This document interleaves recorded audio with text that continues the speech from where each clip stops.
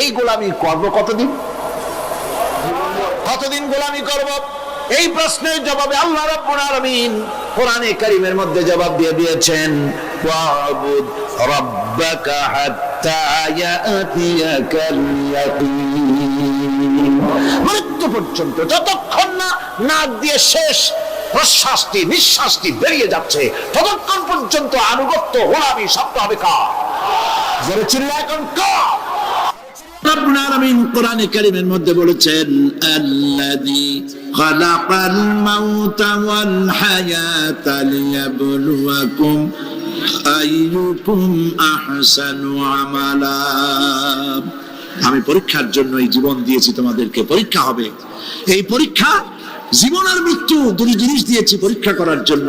এই পরীক্ষার জন্য তোমরা পাস করতে পারো। পরীক্ষা আসছে, এখন প্রশ্নপত্র সব ফাঁস করে দেওয়া হয়েছে। প্রশ্নগুলি সঠিকভাবে আদায় করুন, প্রশ্নগুলি পড়ুন এবং জীবনটাকে সেইভাবে গড়ুন। নামাজটা সহি করে আদায় করুন। বহু মুসলমান আছে নামাজই পড়ে না, নামাজ পড়তে জানেও না। নবী করিম সাল্লাল্লাহু আলাইহি ওয়াসাল্লাম বলেছেন, সাল্লু কামা রাআইতুমুনি উসাল্লি। নামাজ পড়ো সেইভাবে যেভাবে আমাকে তোমরা পড়তে দেখো। সুবহানাল্লাহ। 82 বার আল্লাহ পাক বলেছেন নামাজ আদায় করো, 82 বার বলেছেন। আর নবীজি বলেছেন, লা দীনা লিমান লা সালাতা লাহু। যার কাছে নামাজ নাই তার কাছে দ্বীন বলে কোনো জিনিস নাই। মান তারাকা সালাতান মুতাআম্মিদান ফাকাদ কাফারা। ইচ্ছে করে যে ব্যক্তি নামাজ ছেড়ে দিল কাফের হয়ে গেল, বলেন নাউজুবিল্লাহ। কিয়ামতের দিন, বুখারী শরীফের হাদিস, আল্লাহ পাকের নবী বলেছেন, কিয়ামতের দিন সর্বপ্রথম আল্লাহ জিজ্ঞেস করবেন, বান্দা নামাজ পড়ছো কিনা? প্রথম প্রশ্ন কি বলেন? প্রথম প্রশ্ন কি? যার নামাজ কবুল তার সমস্ত নেক আমল মঞ্জুর, যার নামাজ কবুল হবে না কোনোটাই মঞ্জুর হবে না। কথা বুঝতে পেরেছেন? নামাজ সঠিকভাবে আদায় করতে হবে। নবী করিম যেদিন তিনি ইন্তেকাল করবেন তার আগের দিনেও তিনি জোহরের নামাজ পড়ার জন্য সাহাবীদের কাঁধের উপরে ভর দিয়ে নামাজ পড়তে গেছেন। পা উঁচু করে নিতে পারেন নাই, পা টেনে টেনে নিয়েছেন। তিনি সেখানে খুতবা দিলেন, বললেন, ও আমার উম্মতেরা, এই পৃথিবীতে আল্লাহ রাব্বুল আলামিন তার এক বান্দাকে পৃথিবীর সব জাগতিক সম্পদ দিতে চেয়েছিলেন, কিন্তু সেই বান্দা সব জাগতিক সম্পদকে উপেক্ষা করে আল্লাহর সঙ্গে দিদার করা বেশি পছন্দ করেছেন। কেউ কিছুই বুঝলো না। হযরত আবু বকর রাদিয়াল্লাহু তাআলা আনহু খুব কাঁদতে লাগলেন। তিনি বুঝতে পেরেছেন যে এই পৃথিবীতে সমস্ত সম্পদ দিতে চেয়েছিলেন আল্লাহ, যাকে তার নাম বিশ্বনবী। তিনি সবগুলি উপেক্ষা করে আল্লাহর সঙ্গে দিদার করা বেশি পছন্দ করেছেন। আমরা অতি তাড়াতাড়ি নবীজি থেকে নবীর এতিম হয়ে যাব। নবীজি বলছেন, আয়েশা রে, মসজিদে নববীর দিকের দরজাটা খুলে দাও, আমি নামাজের দৃশ্য দেখতে চাই। দরজা খুলে দেওয়া হলো। নবীজি কোন রকম মাথা উঁচু করে মসজিদে নববীতে নামাজের দৃশ্য নিজে অবলোকন করে আবার শুয়ে পড়লেন। হযরত আয়েশা লক্ষ্য করে দেখেন নবীজির চোখের পানি দিয়ে কোনা দিয়া পানি বেয়ে বেয়ে পড়ছে। হযরত আয়েশা প্রশ্ন করলেন, ইয়া রাসূলুল্লাহ, নামাজের দৃশ্য দেখি কাঁদছেন কেন?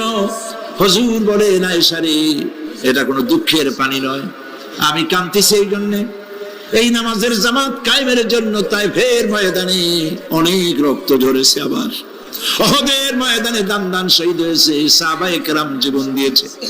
আজ আমি দেখতে পেলাম আমার উম্মতেরা জামাতে নামাজ পড়ছে। আমার ধারণা হলো ভবিষ্যতে কিয়ামত পর্যন্ত আমার উম্মতেরা এইভাবে জামাত বন্দী হয়ে নামাজ আদায় করবে। নবীজি আমার ব্যবসায় বললেন, মসজিদে নববী থেকে আজ আর কেউ বাড়ি যায় না, সবাই কান্দে। আজ রাত বোধহয় নবীজি কাটাবেন না। মেয়েরা কাঁদতেছে, সাহাবায়ে কেরাম কাঁদতেছেন, আজওয়াজে মুতাহারাত তারা কাঁদতেছেন। নবীজির আবার হুঁশ হলো, তাকায় দেখেন ঘরের মধ্যে কান্নাকাটি, মসজিদে নববীতে কান্নাকাটি। সব থেকে বেশি কাঁদতেছেন মা ফাতেমা। নবীজি হযরত ফাতেমার কান্না দেখে ইশারা করলেন, কাছে আয়। হযরত ফাতেমা রাসূলের কাছে গেলেন। নবীজি কানে কানে কি যেন বললেন, কান্নাটা বন্ধ হয়ে গেল। হযরত আয়েশা জিজ্ঞেস করলেন, মা, তোমার আব্বা তোমার কানে কি বললো আর কান্না বন্ধ হয়ে গেল? হযরতে ফাতেমা বলে, আম্মাজি, আমার আব্বা আমাকে বললেন, মা ফাতিমা, তোমার কান্না আমার বরদাস্ত হয় না, কেঁদো না, আমি মৃত্যুর পরে সকলের আগে তোমার সাথে আমার দেখা হয়ে যাবে। হযরত ফাতেমা বলছেন, আম্মাজি, আমি বুঝতে পেরেছি আমার আব্বার এই কথার অর্থ কি। নবীজির ইন্তেকালের পরে আত্মীয় স্বজনের মধ্যে সবার আগে আমার মৃত্যু হবে, আর আমার পিতার সাথে আমি মিলিত হতে পারবো। রাত যখন শেষ হয়ে এলো, নবীজির হুঁশ হয়েছে, তাকায় দেখেন হযরত জিবরাইল দাঁড়ানো। হযরত জিবরাইল নবীজির চেহারা মোবারকের দিকে তাকায় বলেন, আসসালামু আলাইকা ইয়া রাসূলুল্লাহ, আল্লাহ আপনাকে সালাম বলেছেন, আর আল্লাহ পাক জানতে চেয়েছেন আপনার মুখে আপনি কেমন আছেন। আল্লাহ জানেন আপনার অবস্থা কি, তারপরেও আপনার মুখে শুনতে চেয়েছেন আপনি কেমন আছেন। নবীজি বলছেন, জিবরাইল, বড় কষ্টে আছি, বড়ই যন্ত্রণা, বড়ই কষ্ট। হযরতে জিবরাইল বলছেন, ইয়া রাসূলুল্লাহ, আজকে এক নতুন ফেরেশতা আমি সাথে করে নিয়ে এসেছি। এই ফেরেশতা পৃথিবীর কোন নবী অথবা কোন মানুষের কাছে যাওয়ার জন্য অনুমতি চায় না, আজ আপনার কাছে অনুমতি ভিক্ষা চায় কাছে আসার জন্য। ওই ফেরেশতার নাম হচ্ছে মালাকুল মউত। হযরতে মালাকুল মউত বলেন, ইয়া রাসূলুল্লাহ, এই পৃথিবীতে আদম আলাইহিস সালাম থেকে নিয়ে পর্যন্ত কোন মানুষের জান কবজের জন্য আমার অনুমতি চাওয়া লাগে নাই, আর কোনোদিন লাগবে না। আজ আমি আসার সময় আল্লাহ বলেছেন আপনার জান কবজের জন্য আমি যেন আপনার কাছে অনুমতি ভিক্ষা চাই।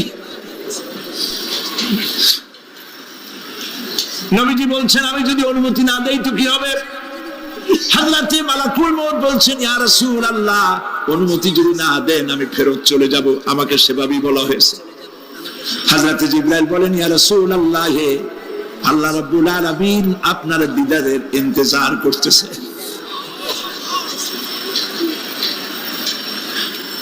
নবীজি বলছেন, মালাকুল মউত, তুমি জান কবজের কাজ শুরু করো।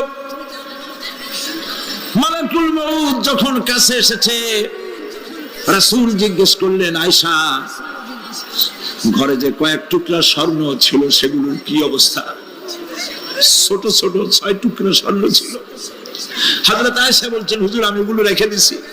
হুজুর বলছেন, না, রাখতে পারবে না, আমার ইন্তেকালের আগে খয়রাত করে দাও। মুহাম্মদ সাল্লাল্লাহু আলাইহি ওয়াসাল্লাম আল্লাহর কাছে অবস্থায় উঠবে না যে তার ঘরের ভিতরে সোনা ছিল, দিয়ে দাও, খয়রাত করে দিয়ে দাও। হযরতে মালাকুল মউত রাসূলের জান কবজ শুরু করে দিলেন। রাসূলুল্লাহ জীবনের শেষ কথা বললেন, আসসালাত আসসালাত ওয়া মালাকাত আইমানুকুম। আমার উম্মতেরা বিদায় লগ্নে বলে গেলাম, নামাজ নামাজ নামাজ ছেড়ে দিও না।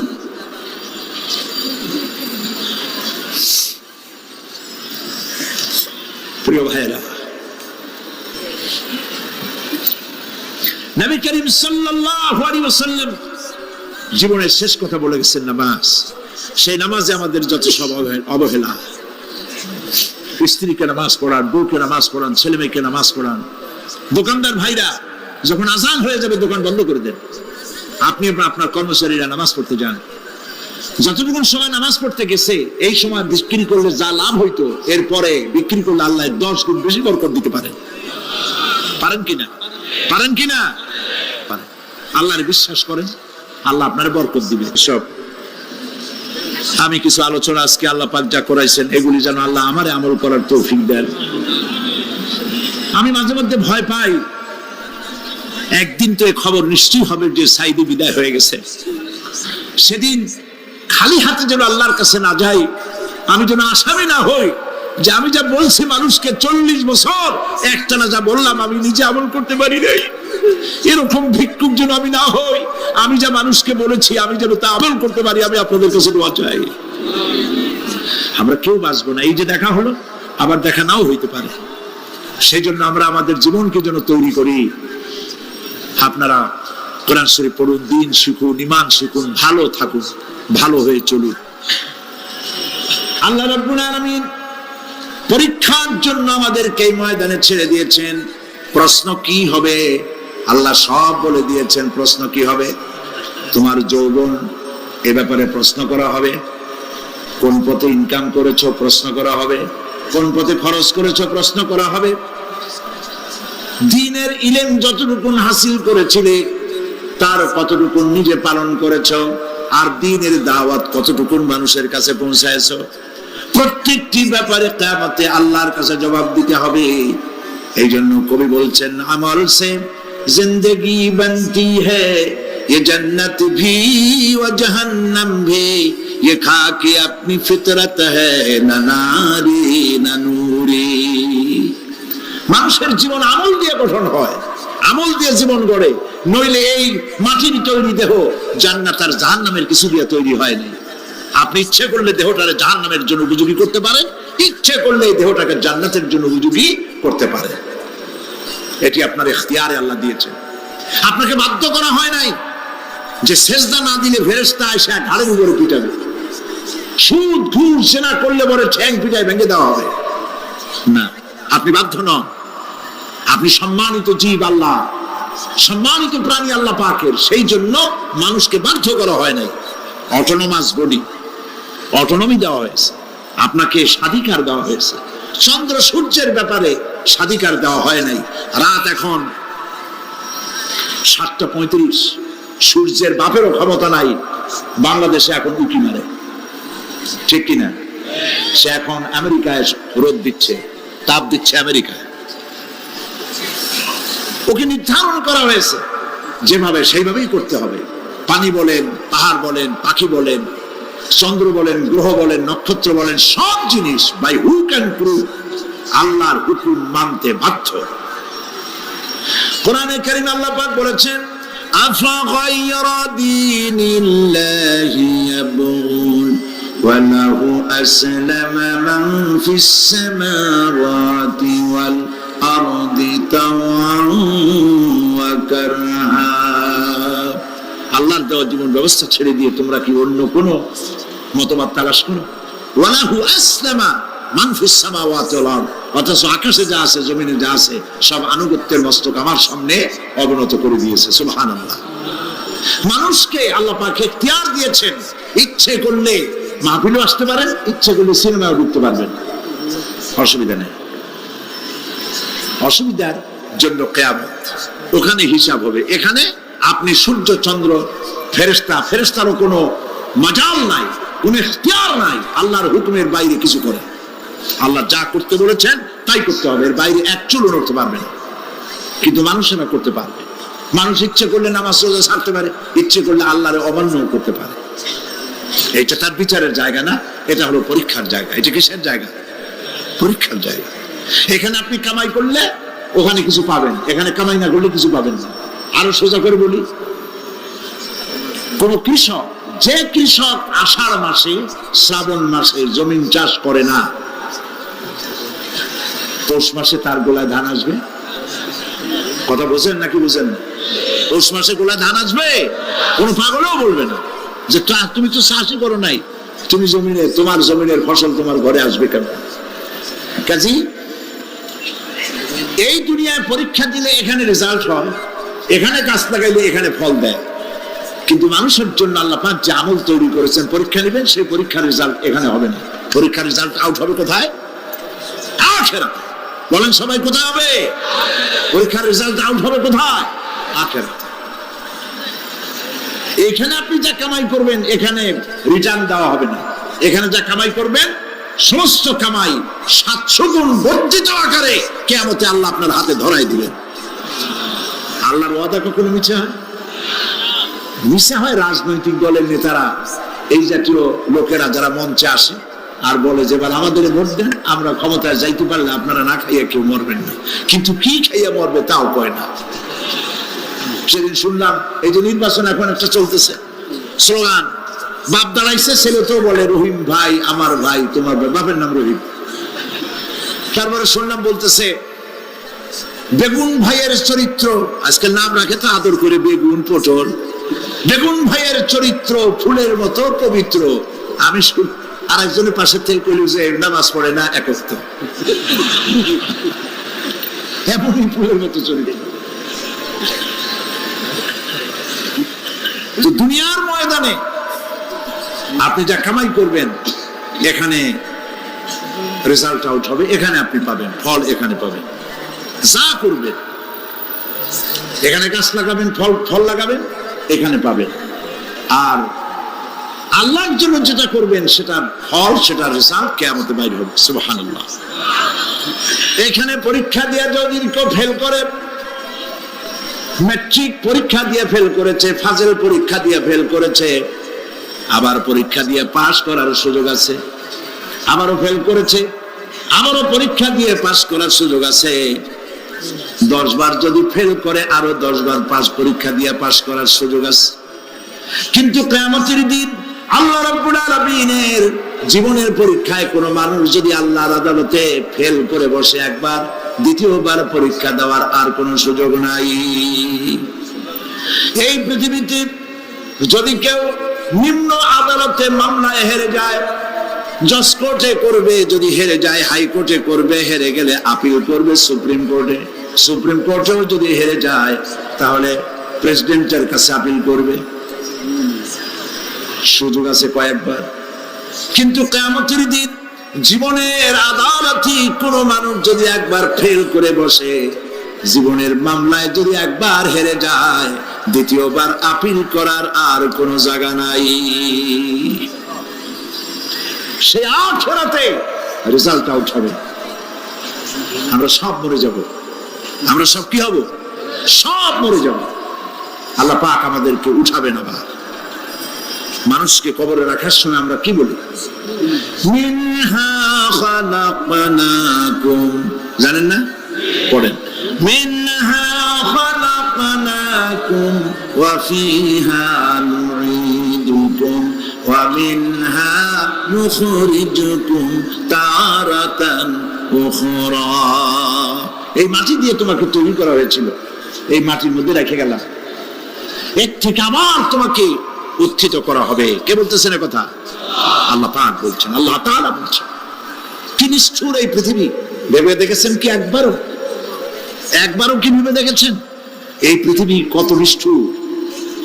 এই সন্তান সন্ততি সব একটি মোহ, একটি মায়া, একটি মহব্বত, একটি প্রতারণা। যে বইয়ের জন্য হারাম ইনকাম করেছেন, যে সন্তানদের জন্য হারাম ইনকাম করেছেন, জান দিলেন, রক্ত দিলেন, জীবন দিলেন, সারা রাত কষ্ট করেছেন, দৌড়দৌড়ি করেছেন, যখন মরে গেলেন, যে বাচ্চাটা আপনি করে না নিলে কলিজা ঠান্ডা হয় না, সেই বাচ্চা বলবে, মাকে বলবে, মা বাপের লাশ যে রুমে আছে আমার সেখানে নিও না, আমার ভয় করে। ঠিক কিনা? স্ত্রীও আরো 2-1 লোক না হলে লাশের ঘরে থাকতে পারবে না, তারও ভয় করবে। থাকলে বড় জোর মা থাকতে পারে, বাপ থাকতে পারে। যাকে বিবাহ করার পর অনেক সন্তান আছে, মা বাপকে চোখে দেখতে পারে না, বল কথা মতো মায়ের সাথে কথা বলা বন্ধ করে দেয়। হয়তো কুমিল্লা এরকম নাও থাকতে পারে। বউ তো নালিশ করছে, মার সাথে কথা করে, আবার বলে এই বুড়িটা মরে না কেন? নাউযুবিল্লাহ, নাউযুবিল্লাহ। বুড়িটারে মরার কথা বলতেছো তুমি। তোমার ছোট্টবেলায় যখন তোমার টাইফয়েড হয়েছিল, অসুখ করেছিল, গরিব বাবা, বাড়িতে ল্যাপ নাই, খাতা নাই, তোষক নাই, সেই জায়গায় মা তার কাপড় বিছায় দিয়া, বুকের উপরে নিজের শরীরের উষ্ণতা দিয়া বাঁচায় রাখার চেষ্টা করেছে, নিজে না খেয়ে খাওয়াইছে, অসুখ সারে না। মা ওই মুমূর্ষু বাচ্চার সেরানে তার মাথার কাছে বসে তাহাজ্জুদের নামাজ পড়ে কোরআন শরীফ তেলাওয়াত করে, চোখ দিয়া পানি পড়ে আর বলতে থাকে, রব্বুল আলামিন আমার জীবনটারে দিয়া আমার কলিজার টুকরা সন্তানটারে বাঁচাইয়া দাও। যেই মা নিজের জীবন দিয়া সন্তান বাঁচাইতে চাইলো, সেই সন্তান আজকে বউ পাইয়া মাকে ভুলে যায়, মায়ের সাথে খারাপ ব্যবহার করে। আল্লাহ রাব্বুল আলামিন বলেছেন, মা বাবার সঙ্গে খারাপ ব্যবহার করো না, ভালোবাসায় কথা বলো। ওয়াকুল লাহুমা কাওলান কারীমা, সম্মান সূচক কথা বলো। মা বাবার জন্য দোয়া করো আমার কাছে। কে বলতেছে? আল্লাহ তাআলা বলছেন, দোয়া করো আমার কাছে এই ভাষায়, রব্বিরহামহুমা কামা রাব্বায়ানি সাগীরা। পড়েন সবাই, রব্বিরহামহুমা কামা রাব্বায়ানি সাগীরা। আয় আমার রব, আমার মা বাপ যেমনে ছোটবেলায় আমাকে অত্যন্ত যত্ন করে লালন পালন করেছে, আল্লাহ তাআলা তুমি দয়া করে আমার মা বাপকে তোমার রহমতের করে লালন পালন করো। সুবহানাল্লাহ। প্রত্যেক নামাজের পর সকলে এই দোয়া পড়বেন, মনে থাকবে? মনে থাকবে? প্রিয় ভাই সব, সেই কিয়ামতের মাঠে আমাদেরকে উঠতে হবে, আল্লাহর দরবারে উঠতে হবে। সেই সময় আমাদেরকে কেউ উপকার করবে না। ইয়াউমা লা ইয়ানফাউ মালুন ওয়ালা বানুন। সম্পদ আর সন্তান সন্ততি কোনো কাজে লাগবে না। মা তার সন্তানকে চিনবে না, সন্তান তার মাকে চিনবে না, বাপ তার সন্তানকে চিনবে না, কেউ কাউকে পরিচয় দিবে না। কি মারাত্মক অবস্থা! মানুষ চরম অসহায় হয়ে যাবে। চতুর্দিকে ফেরেশতার আনাগোনা, সূর্য মাত্র 1 হাত উপরে, প্রচন্ড তাপ নিয়ে সূর্য অবস্থান নেবে। মাথার চান্দি ফেটে গিয়ে গুনাহগারের মাথার মগজ গলে গলে পড়তে থাকবে। পিপাসার যন্ত্রণায় জিহ্বাটা ঝুলে কুকুরের মতো করে নাভিস্থল পর্যন্ত ঝুলে পড়বে। কেউ উপকার করবে, কেউ জিগাবেও না। অনেক লোক আছে পীরের কাছে মুরিদ হয় আর মনে করে পীর সাহেব তারে কিয়ামতে সুপারিশ করবে। অসম্ভব। আয়াতুল কুরসির মধ্যে আমরা পড়ি, মান যাল্লাযী ইয়াশফাউ ইনদাহু ইল্লা বিইজনিহি। কে আছে এমন, কার হিম্মত আছে আল্লাহ পাকের বিনা অনুমতিতে কথা বলে? সুবহানাল্লাহ। কোথার পীর, কোথার খাজা বাবা হারায় যাবে। ইব্রাহিম আলাইহিস সালামের মতো পয়গম্বর কি মনে করে আল্লাহর খলিল। ইব্রাহিম আলাইহিস সালাম আল্লাহর কি? আল্লাহর খলিল। আল্লাহর খলিল কিয়ামতের দিন বলবেন, আল্লাহ পাক, আয় আল্লাহ তাআলা, আমার বাপের কাছে আমার একটা ওয়াদা ছিল, আমি সুপারিশ করবো তার জন্য, তুই দয়া করে আমার বাপকে জাহান্নাম থেকে ক্ষমা করো, আমি তার জন্য সুপারিশ করতেছি।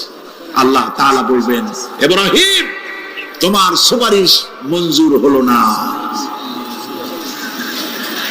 কথা বুঝতেছেন না? বুঝতেছেন না? ইব্রাহিম আলাইহিস সালাম যদি বাপের জন্য সুপারিশ করতে না পারে, ইব্রাহিম আলাইহিস সালাম তিনি যদি তার বাপের জন্য সুপারিশ করিয়া যদি ব্যর্থ হন, আপনার পিসাব কোন কামে লাগবে চিন্তা করেন। নবী করিম সাল্লাল্লাহু আলাইহি ওয়াসাল্লামকে প্রশ্ন করা হয়েছে, হে রাসূল, আপনার আব্বা আম্মার অবস্থা কি হবে? কথা কি শোনেন নাকি? আপনার আব্বা আম্মার অবস্থা কি হবে? নবী করিম সাল্লাল্লাহু আলাইহি ওয়াসাল্লাম বলেছেন, আমি আমার আব্বা আম্মার কোন উপকারে আসব না। ইন্না লিল্লাহি ওয়া ইন্না ইলাইহি রাজিউন। তাহলে কোন সাহসে মনে করতেছেন কোন পীর কোন একটা বিদেশ থেকে, দেশের থেকে একটা নাজিল হলো আর ওইটার পিছনে পিছনে দৌড়াবেন? সে আপনারা নাজাত দেবে, তার পায়ে চুমা খাবেন, এই পায়ে হাত দিয়ে কদম বুঝি করা বাদ দেন। টাকা ইনকাম করার জন্য মানুষকে ভুল পথে পরিচালিত করছে অনেক পীর। আছে না? খালি মানুষে টাকা দেয়, জামায় অনেক পকেট, খালি টাকা নেয় সমানে ঢুকাইতে দেখে চতুর্দিক দিয়ে। বাইরে বোঝার উপায় নাই, কিন্তু অনেক পীর আছে এমন, ঢাকা শহরে বড় বড় মার্কেটের মালিক, আমি জানি, বড় বড় মার্কেটের মালিক, বিরাট ব্যবসায়ী, জামা পরিষ্কার করে না 2 মাসেও। মানুষকে দেখাবার জন্য গামছাটা নাকের কাছে ধরে ফট ফট করে আওয়াজ করে, মনে হয় যেন কাঁদতেছে। আগে মিশিয়াল তো সান্ড হাবিজাবি জিকির শিখায়। লা ইলাহা কতক্ষণ, ইল্লাল্লাহ কতক্ষণ, আল্লাহ আল্লাহ কতক্ষণ? কোথায় পাইছো? ইল্লাল্লাহ ইল্লাল্লাহ কিসের জিকির? ইল্লাল্লাহ মানে কি? আল্লাহ ছাড়া, আল্লাহ ছাড়া, আল্লাহ ছাড়া, আল্লাহ ছাড়া কি? কাজী রাসূলুল্লাহ যা করেন এগুলি বেদাত। এই সব পীরের পাশে যাবেন না, মনে থাকবে।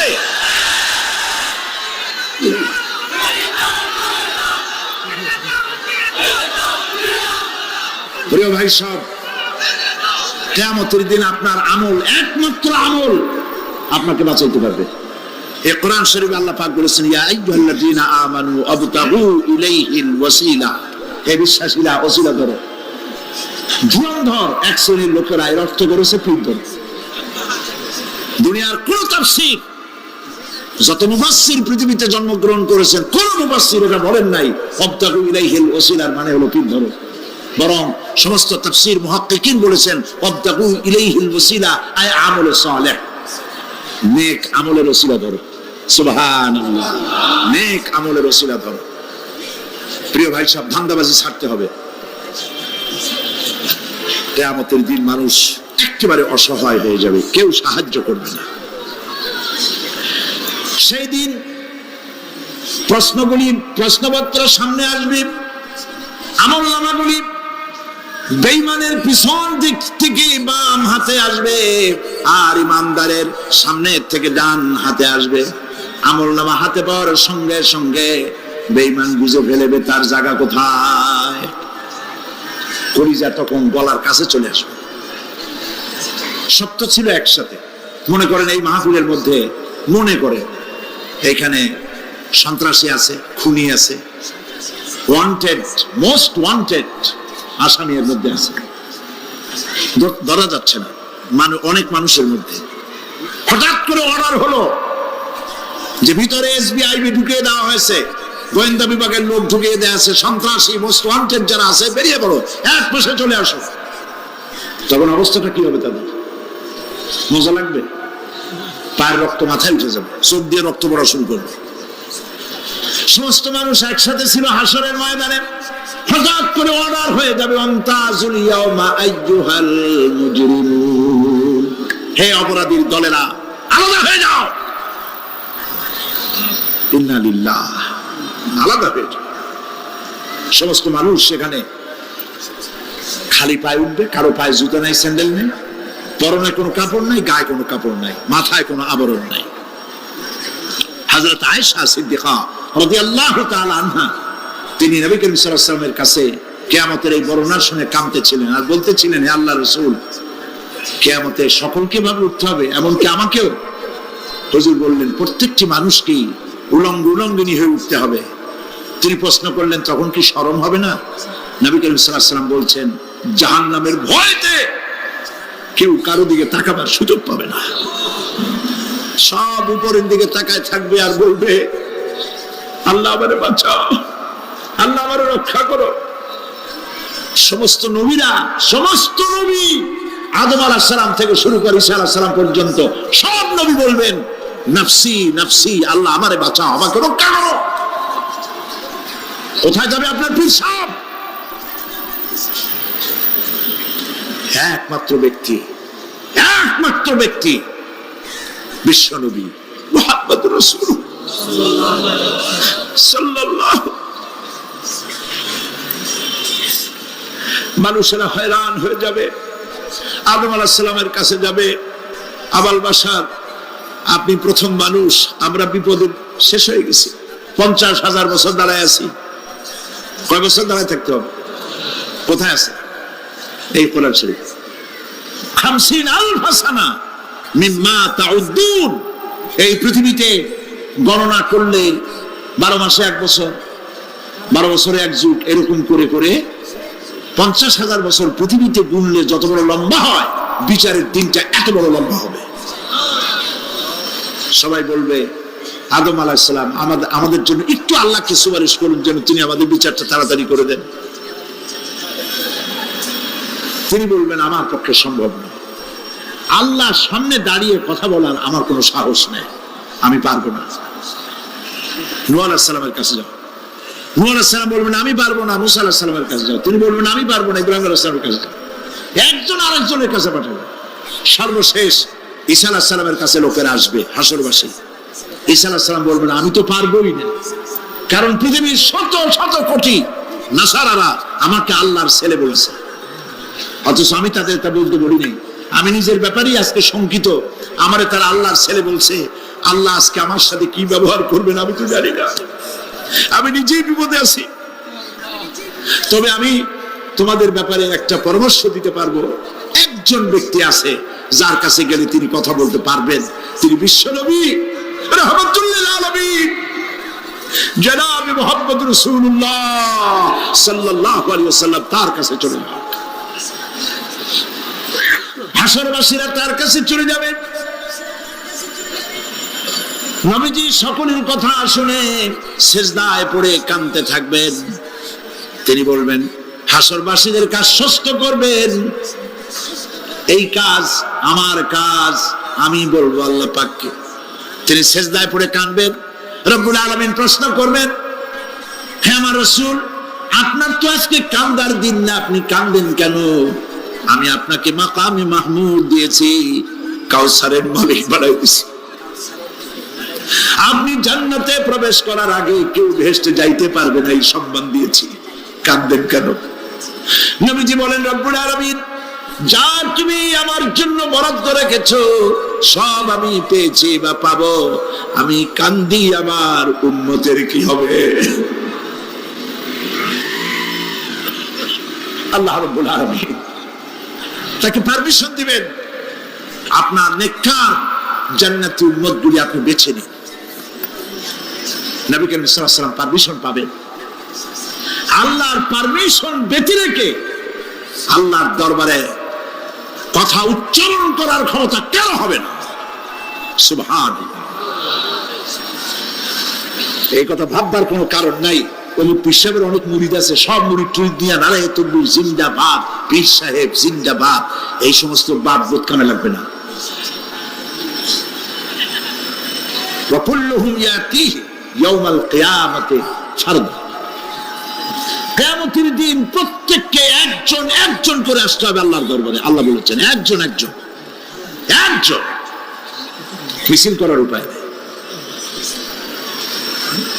আল্লাহ রাব্বুল আলামিনের দরবারে হাজির হয়ে যাবে সেই কঠিন হাসরের ময়দানে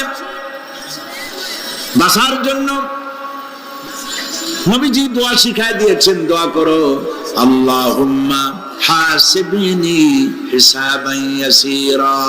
পড়েন আমার সাথে, আল্লাহুম্মা হাসিবনি হিসাবান ইয়াসীরা, আল্লাহুম্মা হাসিবনি হিসাবান ইয়াসীরা। হে আল্লাহ, তুমি আমার সহজ হিসাব নাও। নবী সাল্লাল্লাহু আলাইহি ওয়াসাল্লাম নিজেই দোয়া করেছেন। চিন্তা করেন, আল্লাহ পাক নিজে, আল্লাহ তাআলা তিনি নিজে প্রশ্ন করবেন এবং পাপগুলি দেখাই দেবেন, এই সব পাপ করছো। মানুষ, আল্লাহর বান্দা ভয় চোটে কলিজা গলা দিয়ে বেরিয়ে যেতে থাকবে, বেরিয়ে যেতে চাইবে,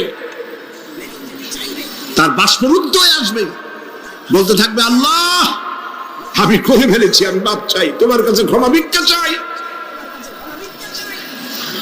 আল্লাহ রাব্বুল আলামিন বান্দার কাকুতি বিনতির দিকে লক্ষ্য করে বলবেন, বান্দারে আমি তোকে ক্ষমা করে দিলাম। এটাই হলো হিসাবে ইয়াসির, সহজ হিসাব। এই সহজ হিসাব কার কিসমতে আছে, কার কিসমতে নাই, আমরা কেউ জানি না। এই দুনিয়াটাকে আল্লাহ পাক বানাইছিলেন পরীক্ষা নেওয়ার জন্য। কি জন্যে? পরীক্ষা নেওয়ার জন্য। পরীক্ষায় যার যে বয়স এখন আছে, এখানে আমার যা বয়স, আপনার যা বয়স, এই বয়সে যা যা করছি এখন হিসাব করেন। ছোটবেলায় কই মাছের কাঁটা গলার মধ্যে ঢুকছিল, তখন ক্লাস 2 তে পড়ি, এরকম একটা ঘটনা মনে আছে কিনা? মনে নাই? অন্যের বাড়ি আম পাড়তে গিয়া বাড়িওয়ালার সামনে পড়ছিলেন, 2 থাপ্পড় দিয়েছিল, এসব কথা মনে আছে না? আছে কিনা? এই ছোট্ট ছোট্ট কথাগুলি, কোন পুকুর পাড়ে আসার খাইছিলাম, কেটা মারছিল, সেই ছোট্টবেলা থেকে এই পর্যন্ত এই ছোট্ট কথাগুলো যদি মনে থাকে, তাহলে বড় বড় পাপ কি কি করছেন তা মনে নাই? তাহলে নিজের হিসাব নিজে করো। কিয়ামতে আল্লাহ পাক আমলনামা হাতে দিবেন, বলবেন পড়ো, ইকরা কিতাবাক, পড়ো তোমার আমলনামা। তুমি তোমার হিসাবের জন্য আজকে তুমি নিজেই যথেষ্ট। পড়ে দেখো কি করছো। ইন্না লিল্লাহি ওয়া ইন্না ইলাইহি রাজিউন। হযরত ওমর ফারুক রাদিয়াল্লাহু তাআলা আনহু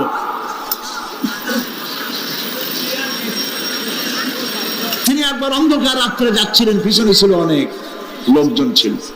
হাঁটতে হাঁটতে তিনি প্রশ্ন করলেন, আচ্ছা তোমাদের মধ্যে কি কেউ আছে এমন বলতে পারো যে কোরআন শরীফের মধ্যে সবথেকে হতাশাজনক আয়াত কোনটি? একজন জবাবে বললেন অন্ধকার পিছনে, অন্ধকারের মধ্যে পিছন থেকে একজন জবাব দিল فَمَن يَعْمَلْ مِثْقَالَ ذَرَّةٍ خَيْرًا يَرَهُ وَمَن يَعْمَلْ مِثْقَالَ ذَرَّةٍ شَرًّا يَرَهُ। এর অর্থ হলো পৃথিবীতে কেউ যদি ছোট্ট একটি পাপ নেকির কাজ করে, সরিষা পরিমাণ নেকির কাজ যদি করে সেটা দেখতে পাবে, সরিষা পরিমাণ পাপের কাজ যদি করে সেটা দেখতে পাবে। ওমর রাদিয়াল্লাহু তাআলা কাঁদতেছিল, কিয়ামতে সব নেকি আর পাপ যা যা করছি সব দেখানো হবে। ইন্না লিল্লাহি ওয়া ইন্না ইলাইহি রাজিউন। আল্লাহ তুমি মাফ করে দাও আমাদেরকে, আমরা বলি আমিন। কতক্ষণ হাঁটার পরে তিনি প্রশ্ন করলেন, আচ্ছা মুমিনদের জন্য কোরআনের মধ্যে সবথেকে আশাব্যঞ্জক কোন আয়াত কি আছে? পেছন থেকে আওয়াজ এলো, মুমিনদের জন্য আশাব্যঞ্জক একটি আয়াত আল্লাহ রাব্বুল আলামিন কোরআনের মধ্যে দিয়েছেন, সেটি হচ্ছে লা তাকনাতু মির রাহমাতিল্লাহ। আমার রহমত থেকে, আল্লাহর রহমত থেকে হতাশ হও না, নিরাশ হয়ে যেও না। অর্থ হচ্ছে আমরা পাপ করেছি, আমরা সবাই গুনাহগার কিনা বলেন? স্বীকার করি আমরা সবাই গুনাহগার কিনা? সবাই গুনাহগার। এই গুনাহগার মানুষগুলি যদি গুনায় তওবা করে, গুনার জীবনে করব না তওবা করে কেউ যদি আল্লাহর রহমতের দিকে এক বিঘত অগ্রসর হয়, হাদিসে কুদসির ভিতরে এসেছে আল্লাহ পাক বলেন আমি আমার ওই বান্দার দিকে এক হাত আগায়া যাই। কোন বান্দা যদি গুনাহ তওবা করে আর যদি গুনাহ না করে আমার দিকে যদি হেঁটে আসে, আমার রহমত বান্দার দিকে দৌড়াইয়া যায়। আল্লাহর গজবের চাইতে রহমত বেশি। বান্দা তোমার গুনাহ যদি আকাশ সমান হয়, আল্লাহর, তোমার গুনাহ যদি পাহাড় সমান হয়, আল্লাহর রহমত আকাশ সমান। তোমার গুনাহ যদি আকাশ সমান হয়, আল্লাহর রহমত তার আরশে আজিম ছায়া গেছে। মাপ চাও, ক্ষমা চাও, তওবা করো, জীবনে গুনাহ আর করবে না। যে ব্যক্তি তওবা করবে, গুনাহ থেকে বাঁচবে, আল্লাহ তাদেরকে রক্ষা করবে। প্রিয় ভাইয়েরা, এই দুনিয়ার জিন্দেগিতে পৃথিবীর মহব্বতে আমরা পাগল হয়ে গেছি। সবাই শুধু টাকা টাকা, টাকা ছাড়া দুনিয়াটা ফাঁকা। দুনিয়া কা মজা লে লো, দুনিয়া তোমারি হ্যায়। খাও দাও ফুর্তি করো, দুনিয়াটা মস্ত বড়। এগুলি শয়তানদের কথা। কাদের কথা? শয়তানদের কথা। আল্লাহ বলেছেন কুলু ওয়া তামাত্তাউ, খা জব্বর খাও, খা খার ফুর্তি কর। মাতাউন কালিল সুম্মা মাওয়াহুম জাহান্নাম ওয়া বিসাল মাসীর। সামান্য কয়েকদিনের জন্য দালান কোঠা বানাইয়া ফুর্তি কর, এরপরে জায়গা হবে জাহান্নামে। জায়গা হবে কোথায়?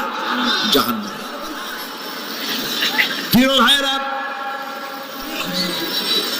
এই দুনিয়াটার দৃষ্টান্ত একটা পরের স্ত্রীর মতো সুন্দরী যুবতী, রূপবতী, স্বাস্থ্যবতী পরের একটা স্ত্রী। এইটারে দেখে আফসোস করে কোনো লাভ আছে?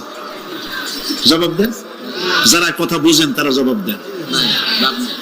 অন্যের সুন্দরী তরুণী, তন্নী, রূপবতী যুবতী, রূপের ছটায় চতুর্দিকে আলোকিত, এরকম একটা পরের বউ দেখিয়া আফসোস করে কোনো লাভ আছে? ওর তো বিয়ে হয়ে গেছে, তুমি আফসোস করে লাভ কি? গলা দড়ি দিয়ে মরলেও লাভ নেই। এই পৃথিবী একটা সুন্দরী পর স্ত্রীর মতো, একে যত মহব্বত করবেন আল্লাহর রহমত থেকে তত দূরে চলে যাবেন। আর এই দুনিয়ার উপরে যত লাথি মারবেন আল্লাহর দিকে তত আগায় যাবেন। খালি টাকা চাই, টাকা টাকা। বাড়ি একটা আছে আরো 6টা চাই, দোকান 5টা আছে আরো 7টা চাই, গাড়ি একটা আছে আর 50টা চাই। এই চাই আর চাই, খাই আর পাই, এই করতে করতে মানুষের জীবন শেষ হয়ে যায়। আহারে, একেবারে খালি হাতে চলে গেল। ইন্ডাস্ট্রি পড়ে থাকলো, বাড়ি পড়ে থাকলো, গাড়ি পড়ে থাকলো, 3খান কাপড় নিয়ে চলে গেল গর্তের মধ্যে। আহারে, ছেলে মেয়ে বউ চোখের একটু পানি ফেলাইলো ওই দিন, আর কিচ্ছু না, কবরের মধ্যে রেখে দিল। এখন কবরের ভিতরে ফেরেশতা চলে এসেছে।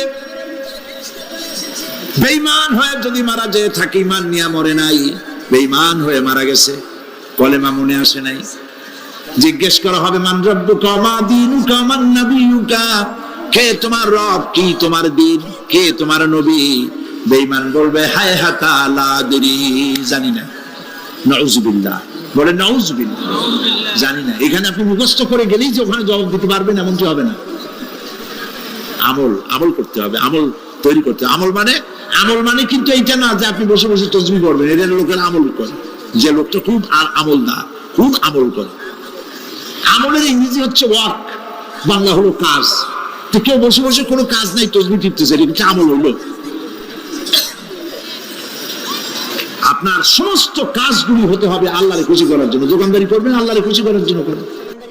আচ্ছা, ওখানে পরে আসতেছে। কবরের ভিতরে জবাব দিবে আমি কিছু জানি না। কিছুই যখন জানলো না, শাস্তি শুরু হয়ে যাবে। সিজ্জিনে তার রূহ রাখা হবে, এ মাটির দেহ মাটির সঙ্গে মিশে যাবে। খবরের মধ্যে কোনো প্রচন্ড শাস্তি বা জাহান্নামের আগুন ইত্যাদি দিয়েছি, প্রচন্ড কোনো শাস্তি হবে না। শাস্তি হবে কবর আযাব, আযাবুল কবর হক, আযাবের কবর হবে, তবে জাহান্নামের শাস্তির মতো হবে না। আসামি কনভিক্টেড না হওয়া পর্যন্ত, বিচার না হওয়া পর্যন্ত যেমন ফালায় রাখে জেলখানার কোন রুমে বা হাজতখানায়, ওই রকম সিজ্জিন নামক একটা জায়গা আছে, ওইখানে রেখে দেবে। শাস্তি হবে কিসের উপরে? রূহের উপরে। অনেকে মনে করে যে কবর হলো শুধু মাটির মধ্যে ওইটা, কিন্তু এইটার নাম শুধু কবর না। মানুষের জীবনের 4টে স্তর। কয়টা স্তর? একটা হলো আলমে আরওয়াহ, আরেকটি হচ্ছে আলমে আজসাম অথবা আলমে আসবাব, আরেকটি হচ্ছে আলমে বারজাখ, আরেকটি হচ্ছে আলমে আখিরাত। কয়টা হলো? 4টা। আলমে আরওয়াহ রূহের জগৎ, যেখান থেকে আমরা আসছি। আর আলমে আজসাম বা আলমে আসবাব হলো বস্তু জগৎ, যেখানে আমরা আছি। এরপরে মৃত্যু থেকে শুরু করে কিয়ামতের দিন পর্যন্ত যে সময়টা, এই সময়টার নাম হলো আলমে বারজাখ। বারজাখ শব্দের অর্থ হলো জবনিকা, পর্দা, স্ক্রিন, একটা পর্দার আড়ালে নিয়ে যাওয়া হবে। এরপর হবে আলমে আখিরাত, যেখানে জবাবদিহির জন্য সকলকে উঠতে হবে। শাস্তি হবে রূহের উপর। এখন আপনি বলবেন যে রূহের শাস্তি হয় কেমনে? রূহ তো দেখা যায় না। রূহ কি দেখা যায়?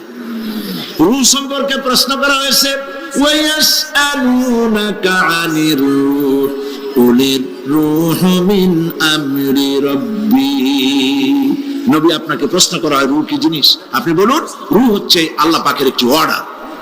তো এই অর্ডার, একটি হুকুম, যার কোনো আকার নাই, এইটারে আল্লাহ শাস্তি কেমনে দেবে? এই শাস্তি আপনি এই দুনিয়ায় বুঝতে পারবেন। হঠাৎ করে আপনার গ্রেফতারি পরোয়ানা জারি হয়ে গেছে, তখন একটা টেনশন ক্রিয়েট করে। এই শাস্তিটা কোথায় হয়? বডির উপরে না রুহের উপরে? রুহের উপরে হয়।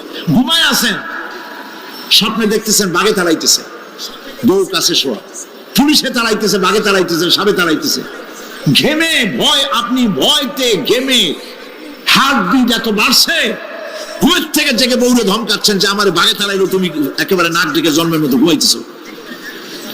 বউ তো টেরই পায় নাই, ঠিক কিনা? এই যে বাঘে তাড়াইলো, পুলিশে তাড়াইলো, সাপে তাড়াইলো, ঘুমের মধ্যে কষ্টে ঘাম বেরিয়ে গেল, এই শাস্তিটা কিছু করে হইলো। এটা আল্লাহ দেখাই দিলেন, মরার পরে এর থেকে মারাত্মক কঠিন শাস্তি রুহের উপরে হবে। তারপরে বডি বানানো হবে জাহান্নামে দেওয়ার জন্য। এগুলির ব্যাপারে আমি আলোচনা করেছিলাম চট্টগ্রামে এবছর সূরা নাবার তাফসীর করেছিলাম। সূরা নাবা, আম্মা ইয়াতাসাআলুন, 5 দিন তাফসীর করেছি। 31 জন হিন্দু খ্রিস্টান মুসলমান হয়ে গেছে এবার চট্টগ্রাম। নবী করিম সাল্লাল্লাহু আলাইহি ওয়াসাল্লাম বলেছেন, কেউ যদি দুনিয়ায় বেঁচে থাকা অবস্থায় কিয়ামতের দৃশ্য দেখতে চায়, সেজন্য সূরা নাবা, সূরা আত-তাকবীর, সূরা নাজিআত, সূরা আল-ইনফিতার, এই সূরাগুলো যেন পড়ে, তাহলে দুনিয়ায় জীবিত থাকা অবস্থায় কিয়ামতের দৃশ্য দেখতে পারবে। ঈমানদার ব্যক্তি, যে ব্যক্তি মরার সময় মুখে উচ্চারণ করতে পেরেছে লা ইলাহা ইল্লাল্লাহু মুহাম্মাদুর রাসূলুল্লাহ, জোরে সোরে পড়েন লা ইলাহা ইল্লাল্লাহ, লা ইলাহা ইল্লাল্লাহ, লা ইলাহা ইল্লাল্লাহ, লা ইলাহা ইল্লাল্লাহ, ইল্লাল্লাহু মুহাম্মাদুর রাসূলুল্লাহ। কালেমা পড়ে মারা গেল। এরপরে কবরের ভিতরে মুনকার নাকির ফেরেশতা এসে হাজির হয়ে যাবে, প্রশ্ন করবে মান রাব্বুকা। ইমানদার ব্যক্তি বলবে রব্বি আল্লাহ। বলেন রব্বি আল্লাহ। আমার রব কে? আল্লাহ না আল্লাহ। মোহব্বতের সাথে বলেন আল্লাহ। কেউ যদি হৃদয়ের গভীর কন্দর থেকে, কলিজার মধ্য দিয়ে, মনের মণিকোঠা থেকে একবার যদি গভীর রাত্রে জেগে একবার যদি বলে আল্লাহ, আল্লাহ পাক 70 বার সাড়া দিয়ে জিজ্ঞেস করেন বান্দা কি চাও বলো আমি হাজির। কি মজার নাম আল্লাহ, এর থেকে মজার নাম পৃথিবীতে নাই। এই মজা বেশি পাবে তাহাজ্জুদের সময়। সুবহানাল্লাহ বলেন। রাত জাগতে শিখুন, তাহাজ্জুদের নামাজের অভ্যাস করুন। সমস্ত নবীদের উপরে তাহাজ্জুদ পড়া বাধ্যতামূলক ছিল। গভীর রাত্রে সব ঘুমানো, আপনি জাগুন, উযু করুন, একটা রুমের মধ্যে একা চলে যান, দরজা বন্ধ করে দিন, তারপরে 6 রাকাত 8 রাকাত নামাজ পড়ে কান ধরে আল্লাহর কাছে বলতে থাকেন আল্লাহ, আমি এই সমাজের একজন নগণ্য মানুষ, তুমি দয়া করে আমারে কত টাকা দিছো, পয়সা দিছো। আমার মতো বিদ্যা জানাওয়ালা লোকেরা রিক্সা চালায়, অফিসে চাকরি করে, খাইয়া বউরেও ভালো কাপড় দিতে পারে না। তুমি আমারে কই থেকে কই নিয়ে আসছো বাবু, তার আমি শুধু নাফরমানি করছি, গুনাহ করছি, মিথ্যা কথা বলছি। আল্লাহ তুমি আমারে মাফ করো। গভীর রাত্রে গুনগুন করে নিজের কানে ধরে অপরাধ স্বীকার করে কাঁদতে থাকেন আর ডাকতে থাকেন ইয়া আল্লাহু ইয়া রহমানু ইয়া রহিমু ইয়া হাইয়ু ইয়া কাইয়ুম। পড়েন ইয়া আল্লাহু ইয়া রহমানু ইয়া রহিমু ইয়া হাইয়ু ইয়া কাইয়ুম। ইয়া আল্লাহু ইয়া রহমানু ইয়া রহিমু ইয়া হাইয়ু ইয়া কাইয়ুম। চোখের পানি গেল। নবীজি বলেছেন আল্লাহর ভয়েতে গুনাহ করেছিল, সেই লজ্জা করে আল্লাহর ভয়েতে, জাহান্নামের ভয়েতে মানুষ যখন কান্দে, চোখের পানি নাকের অর্ধেক আসতে না আসতে আল্লাহ পাক তার মাফ করে দেন। আল্লাহ পাক, মা বাচ্চা যদি কান্দে মা সইতে পারে? বলেন, মায়ের চাইতে আল্লাহর মহব্বত কম না বেশি?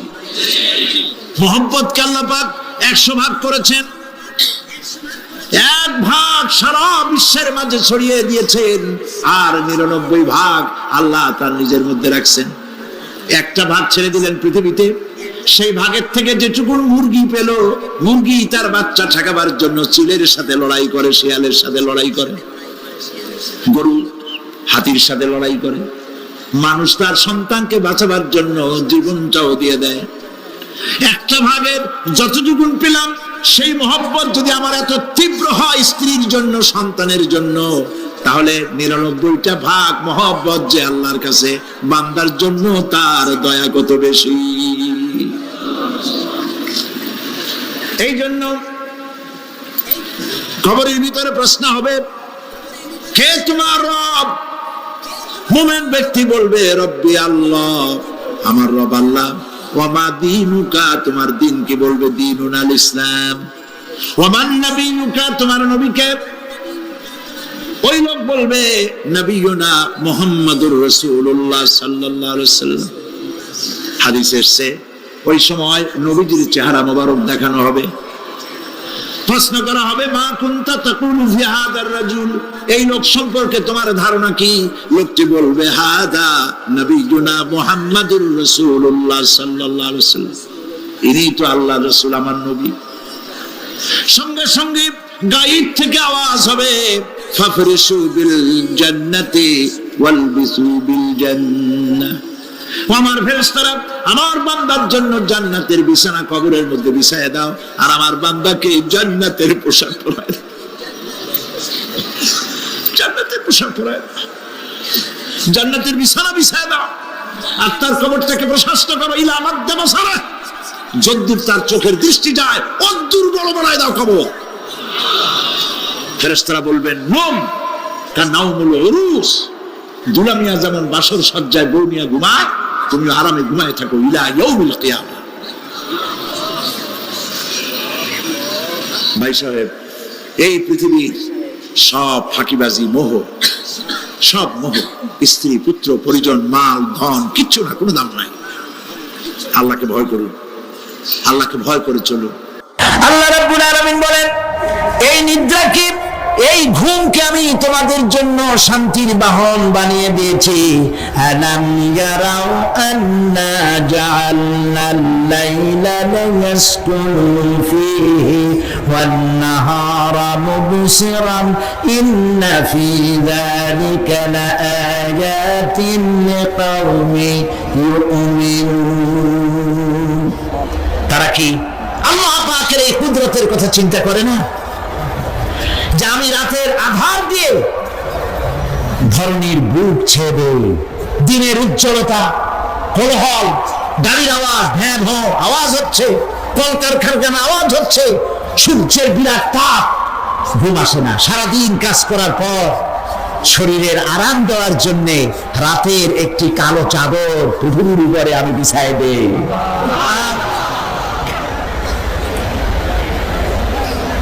আর মানুষ আরাম গ্রহণ করে, শুধু মানুষ না, সব প্রাণী আরাম গ্রহণ করে। সুবহানাল্লাহ।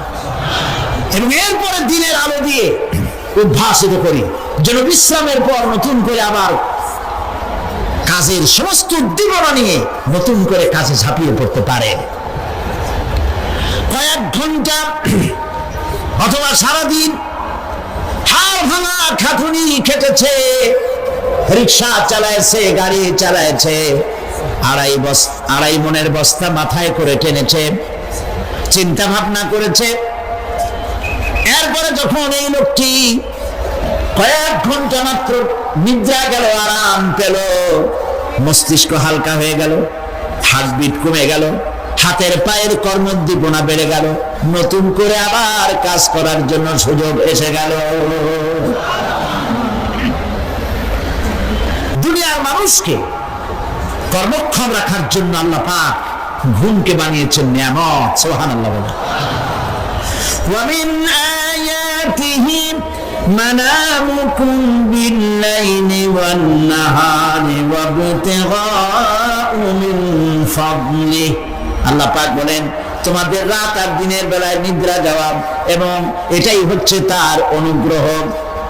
রাত আর দিনের নিদ্রা যাওয়ার পরে আমার অনুগ্রহ অর্থাৎ রিজিক তালাশ করার জন্য শরীরের ভিতরে, মনের ভিতরে, হাত পায়ের মধ্যে কর্মের উদ্দীপনা আমি তোমাদের দিয়ে দেই। মহাবিজ্ঞানী আল্লাহ রাব্বুল আলামিনের এই বিশাল কুদরত এবং দয়া, যে মানুষকে তিনি ক্লান্তি দূর করার জন্য তিনি ঘুম দিয়েছেন। আলহামদুলিল্লাহ বলি। অনেক মানুষ আছে ঘুমাইতে পারে না, ঘুমাবার জন্য ফেনার গান খায়, ঘুমাবার জন্য ভেলিয়াম খায়, সিলেক্সিন খায়, রিল্যাক্সিন খায়, কত অক্সিজেন, অক্সিজেন, কত কিছু খায়, তারপরেও ঘুম আসে না।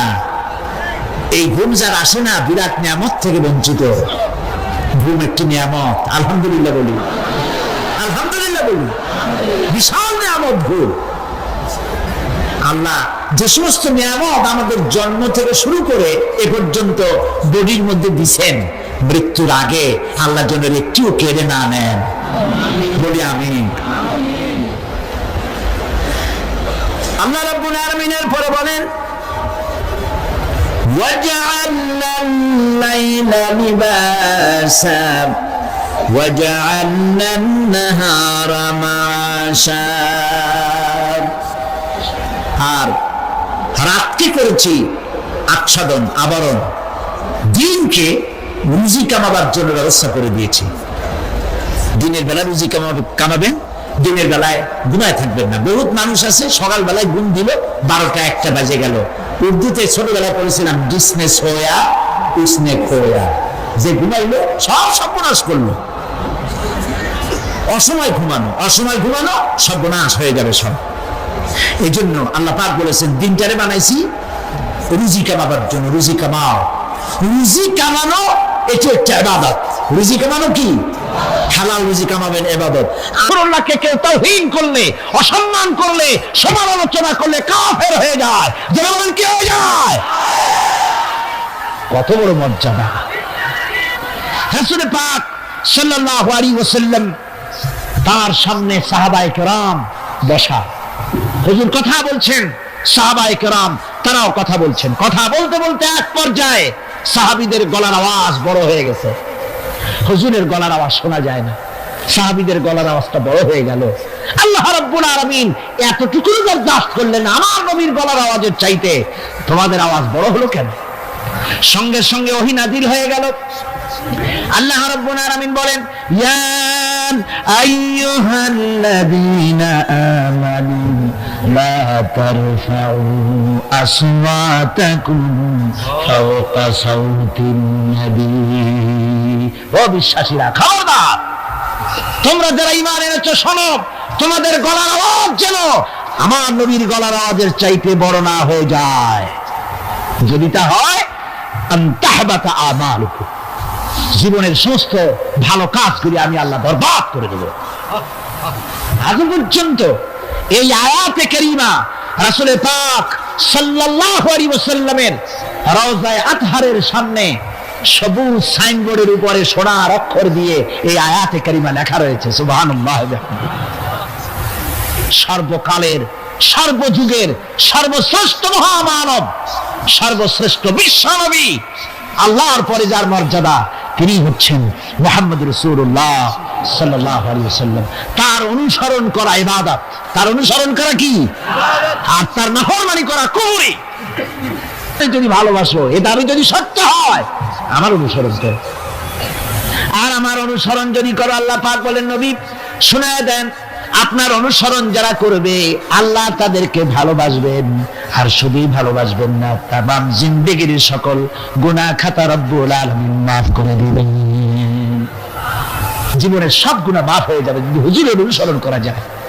বিশ্বকবি, কবি সম্রাট আল্লামা ইকবাল রাহমাতুল্লাহ আলাইহি বলেছেন, কি মোহাম্মদ সে वफा तूने तो हम तेरे हैं, ये जहां चीज ही क्या लोह कलम तेरे हैं। মুহাম্মদ সাল্লাল্লাহু আলাইহি ওয়াসাল্লামের সঙ্গে মুহাব্বত জুড়ে নাও, আকাশ আর জমিন তো দূরের কথা, লোহ কলম পর্যন্ত আমি আল্লাহ তোমার জন্য করে দেব। তুমি মুহাম্মদের হয়ে যাও সাল্লাল্লাহু আলাইহি ওয়াসাল্লাম, তার অনুসরণ করো, তার অনুকরণ করো জীবনের সব ক্ষেত্রে। ভাইরা মা, তিনি হচ্ছেন আদর্শ। ভালো করে শুনুন, এই পৃথিবীতে কোন পীর সাহেব, কোন খাজা বাবা, কোন মাওলানা সাহেব, তার অন্ধ অনুকরণ করা যাবে না। যাবে চোখ বুঝে, চোখ বুঝে, বিনা প্রশ্নে, বিনা তর্কে যার অনুসরণ করতে হবে তিনি হচ্ছেন মুহাম্মদ রাসূলুল্লাহ সাল্লাল্লাহু আলাইহি ওয়াসাল্লাম। বিনা প্রশ্নে। কোন পীর সাহেব বললেন সকালবেলায় 10,000 বার আল্লাহু আল্লাহ করো, আল্লাহ আল্লাহ আস্তে হু জোরে, অথবা লা ইলাহা ইল্লাল্লাহ 500 বার জিকির করো, লা ইলাহা আস্তে ইল্লাল্লাহ জোরে। আর ইল্লাল্লাহ কোন কোন মুরিদরা তো এত জোরে করে তাতে কলব থাকলেও পারে, গেলেও পারে। আপনি ওই পীর সাহেবের কথা মতো এই জিকির করবেন, আপনাকে দেখতে হবে রাসূল পাক সাল্লাল্লাহু আলাইহি ওয়াসাল্লাম এইরকম জিকির করেছেন কিনা, ঠিক কিনা বল। মিলায় দেখতে হবে যে কথা ঠিক আছে কিনা, উনি যা বলছেন, উনি যা করছেন ওইটা ঠিক আছে কিনা। তা না হলে ধোকায় পড়ে যেতে হবে। কি যে করতে হবে? ধোকায় পড়ে যেতে হবে। আজকাল তো নানান রকম বাইর হয়েছে, বুঝলেন না? নামের আগে সৃষ্টি লাগায় দেয়। ওই যে ঢাকার কাছে এক জায়গায় একটা সদরুদ্দি সৃষ্টি হইলো, তারপরে তাকে উঠায় দেওয়ার জন্য কত সংগ্রাম হলো, কত মানুষ মরলো। আপনার পত্রিকা পড়েন নাই? সে বলেছে রোজা না রাখলে চলবে, ইফতার আসরের সময় করলে হবে, আর রোজার দিন দুপুরের সময় চিড়ে চিড়ে খাইলে অসুবিধা নেই, বুঝলেন?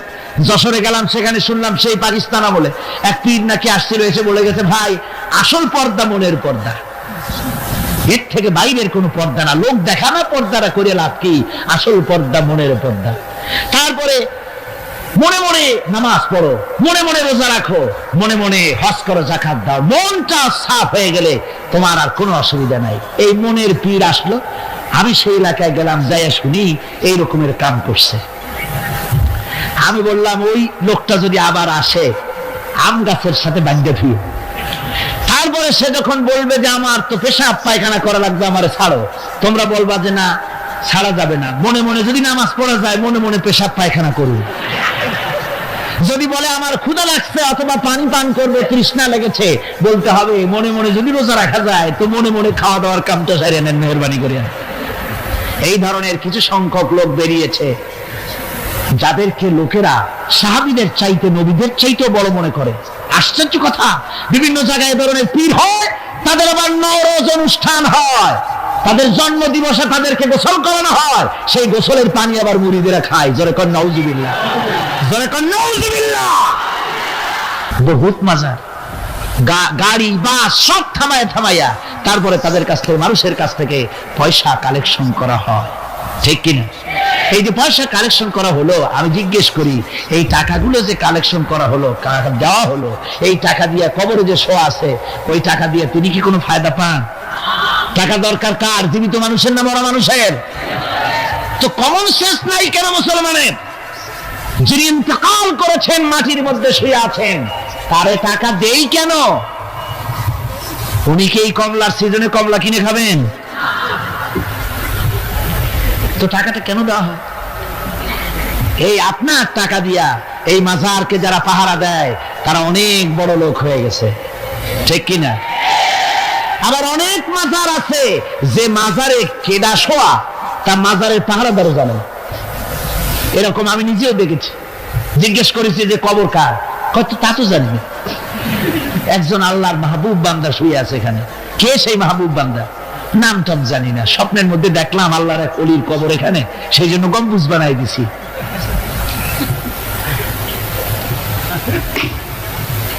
একটা রিসালার মধ্যে দেখেছি, একটা রিসালার মধ্যে লেখা হয়েছে যে একজন পীর সাহেবের এক মুরিদ ছিল। পীর সাহেবের বাড়িতে এক মাজার আছে, সেই মাজারকে কেন্দ্র করে প্রতি বছর ওরস হয়। মুরিদ সে গরিব মানুষ, ব্যবসা বাণিজ্য করে খাস। তারপরে সে, তার একটা গাধা ছিল, সে গাধার উপরে সওয়ার হয়ে বাজার ঘাট করতো, মালপত্র আনা নেওয়া করে, ওই দিয়ে তার জীবিকা নির্বাহ। একদিন তার গাধাটা মারা গেল।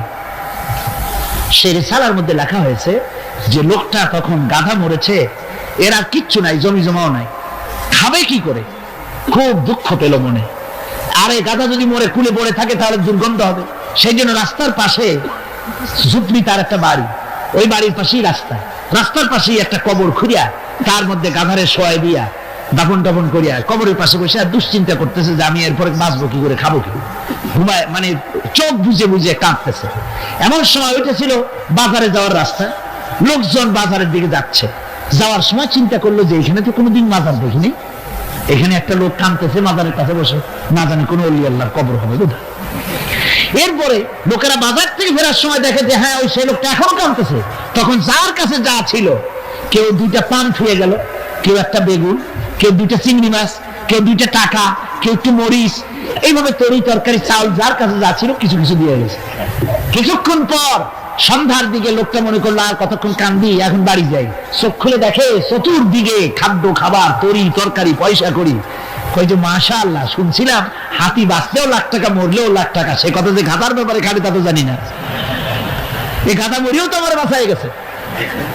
এখন ওই কবরের উপরে, গাধার কবরের উপরে চাদর টাদর চড়াই টড়াই দিয়া ওইখানে জুজ্জাক করে বসছে। বছর খানিক চলে গেল, লোকেরা পয়সা করে দেওয়া শুরু করলো। এরপরে সেখানে সে ইট পাটকেল জোগাড় করলো, একটা বিল্ডিং তৈরি করলো, সামনে সাইনবোর্ড লাগাই দিল হযরত গেদা শাহ রহমাতুল্লাহ আলাইহির মাজার। মানুষ প্রতি বছর ওর সেখানে জমা হচ্ছে, টাকার অভাব নাই। এখন এই লোক যার মুরিদ, সেই পীর সাহেবের কাছে অন্যরা এসে কয় হুজুর আপনার মাজারের আর বরকত কি, আপনার মুরিদের মাজারের কাছে মানুষ ভরা, টাকার অভাব নাই। পীর সাহেব কৌতূহল হলো যে ও আবার একটা মাজার পাইল কই।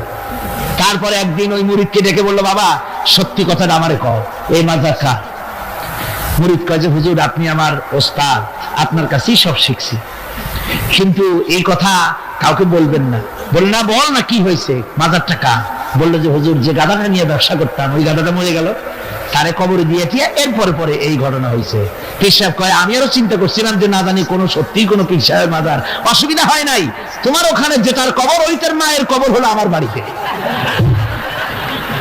মানে ওই বাচ্চা গাধাটা পিছাবি দিয়েছিল তারে।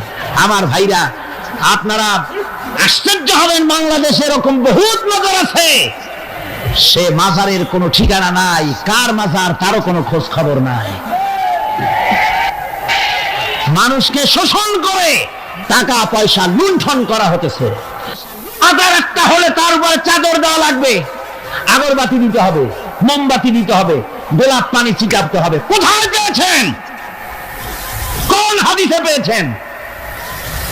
মাজারে যদি চাদর দিতে হতো, রাসূল পাক সাল্লাল্লাহু আলাইহি ওয়াসাল্লামের কবরের উপরে লোকেরা সুতার চাদর দিত না, নিজের কলিজা বার করে কলিজা দিয়ে চাদর বিছায় দিত হুজুরের মাজারের উপরে। জান্নাতুল বাকিতে গিয়ে দেখুন, জান্নাতুল বাকিতে শহাদায়ে উহুদ আছে, সেখানে সাহাবায়ে কিরাম আছে, আজওয়াজে মুতাহহারাত আছে, বানাতে রাসূল, ইবনে রাসূল, আহলে বাইত সেখানে শুয়ে আছেন। হযরত ওসমান রাদিয়াল্লাহু তাআলা আনহুর মতো লোক সেখানে ঘুমিয়ে আছেন। রাইসুল মুফাসসিরিন হযরত ইবনে মাসউদ রাদিয়াল্লাহু তাআলা আনহু সেখানে ঘুমিয়ে আছেন। হযরত ইবনে আব্বাসের উনি ওখানে, ওনার কবর হচ্ছে গিয়ে তায়েফে। এই ধরনের ইতিহাসের মধ্যে এসেছে জান্নাতুল বাকির মধ্যে কমসে কম 10,000 সাহাবায়ে কেরামদের মাজার আছে। সুবহানাল্লাহ। যারা দেখেন তো জান্নাতুল বাকিতে একটা চাদর আছে নাকি? যারা হজ করতে গেছেন কোন চাদর দেখেছেন? আগরবাতি আছে, মোমবাতি আছে, গোলাপ পানি আছে। সুতরাং এই বিদআত থেকে বাঁচতে হবে মুসলমানদেরকে। মুসলমানদের সাথে সম্পর্ক মসজিদে, মুসলমানদের সাথে সম্পর্ক কিসের? অবশ্যই মাজারের সাথে সম্পর্ক নয়। মাজারের সাথে সম্পর্ক শুধু এতটুকু, আল্লাহর ওলিদের মাজারকে ঘেরাও দিয়ে সুন্দর করে রাখুন, যাতে করে অপবিত্র না হয়। লোকেরা কেউ যদি আসে জিয়ারত করার সুযোগ পায়, শিরক বিদআত থেকে মুক্ত হয়ে এতটুকুন করা যেতে পারে।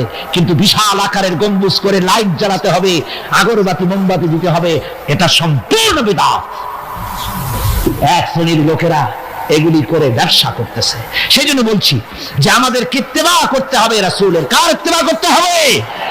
যা রাসূল করেন নাই, যা সাহাবায়ে কেরাম করেন নাই, তা আমরা করতে পারি না। এই জন্য আমার মুসলমান ভাইয়েরা, আল্লাহর প্রতি ঈমান, রাসূলের প্রতি ঈমান।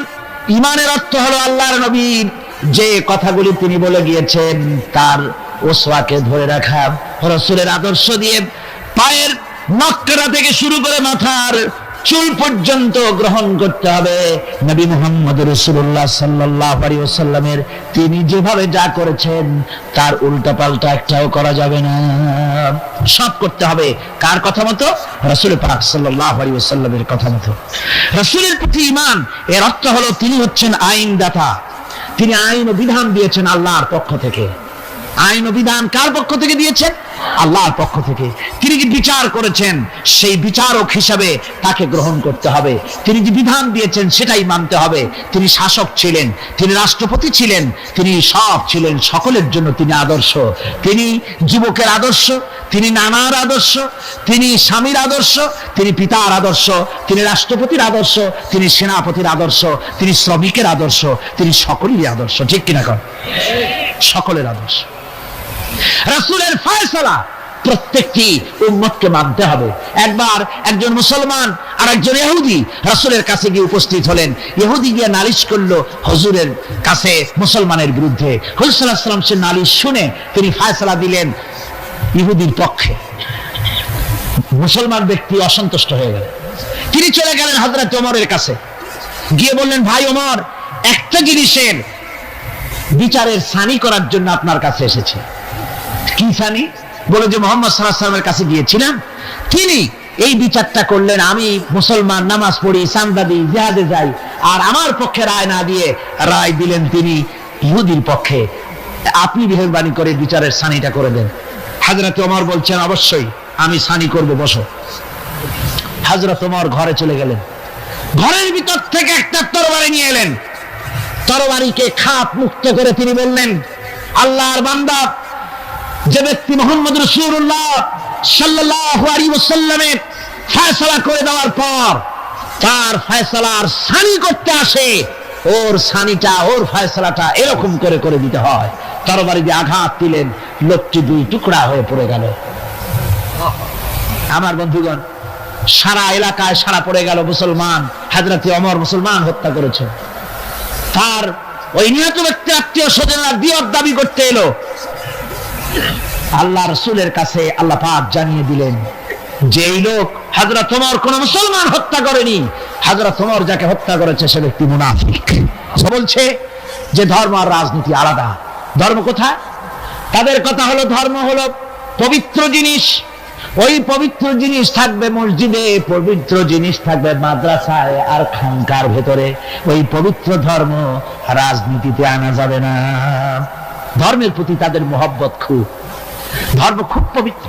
আল্লাহকে যেন বলা হচ্ছে আল্লাহ আর হে রাসূল তোমরা দুজনা মসজিদ আর মাদ্রাসায় থাকো, আমাদের জীবনের বিস্তীর্ণ অঙ্গনে তোমাদের প্রতি 144 92 ক ধারা 144 ধারা জারি করে দিলাম। আমাদের জীবনের বিস্তীর্ণ অঙ্গনে তোমরা আইসো না, তোর মসজিদে থাকো মাদ্রাসায় থাকো, আমরা সুযোগ পাইলে তোমার একটা সেজদা দিয়ে আসবো কি। আর আল্লাহ তোমার একটা সেজদা পাওয়ার জন্য দারুণ ভাবে কাঙ্গাল হয়ে আছে না। নাউযুবিল্লাহি মিন যালিক। যারা বলে ধর্ম আর রাজনীতি আলাদা তারা সুস্পষ্ট মুনাফিক। যারা বলেন তারা কি?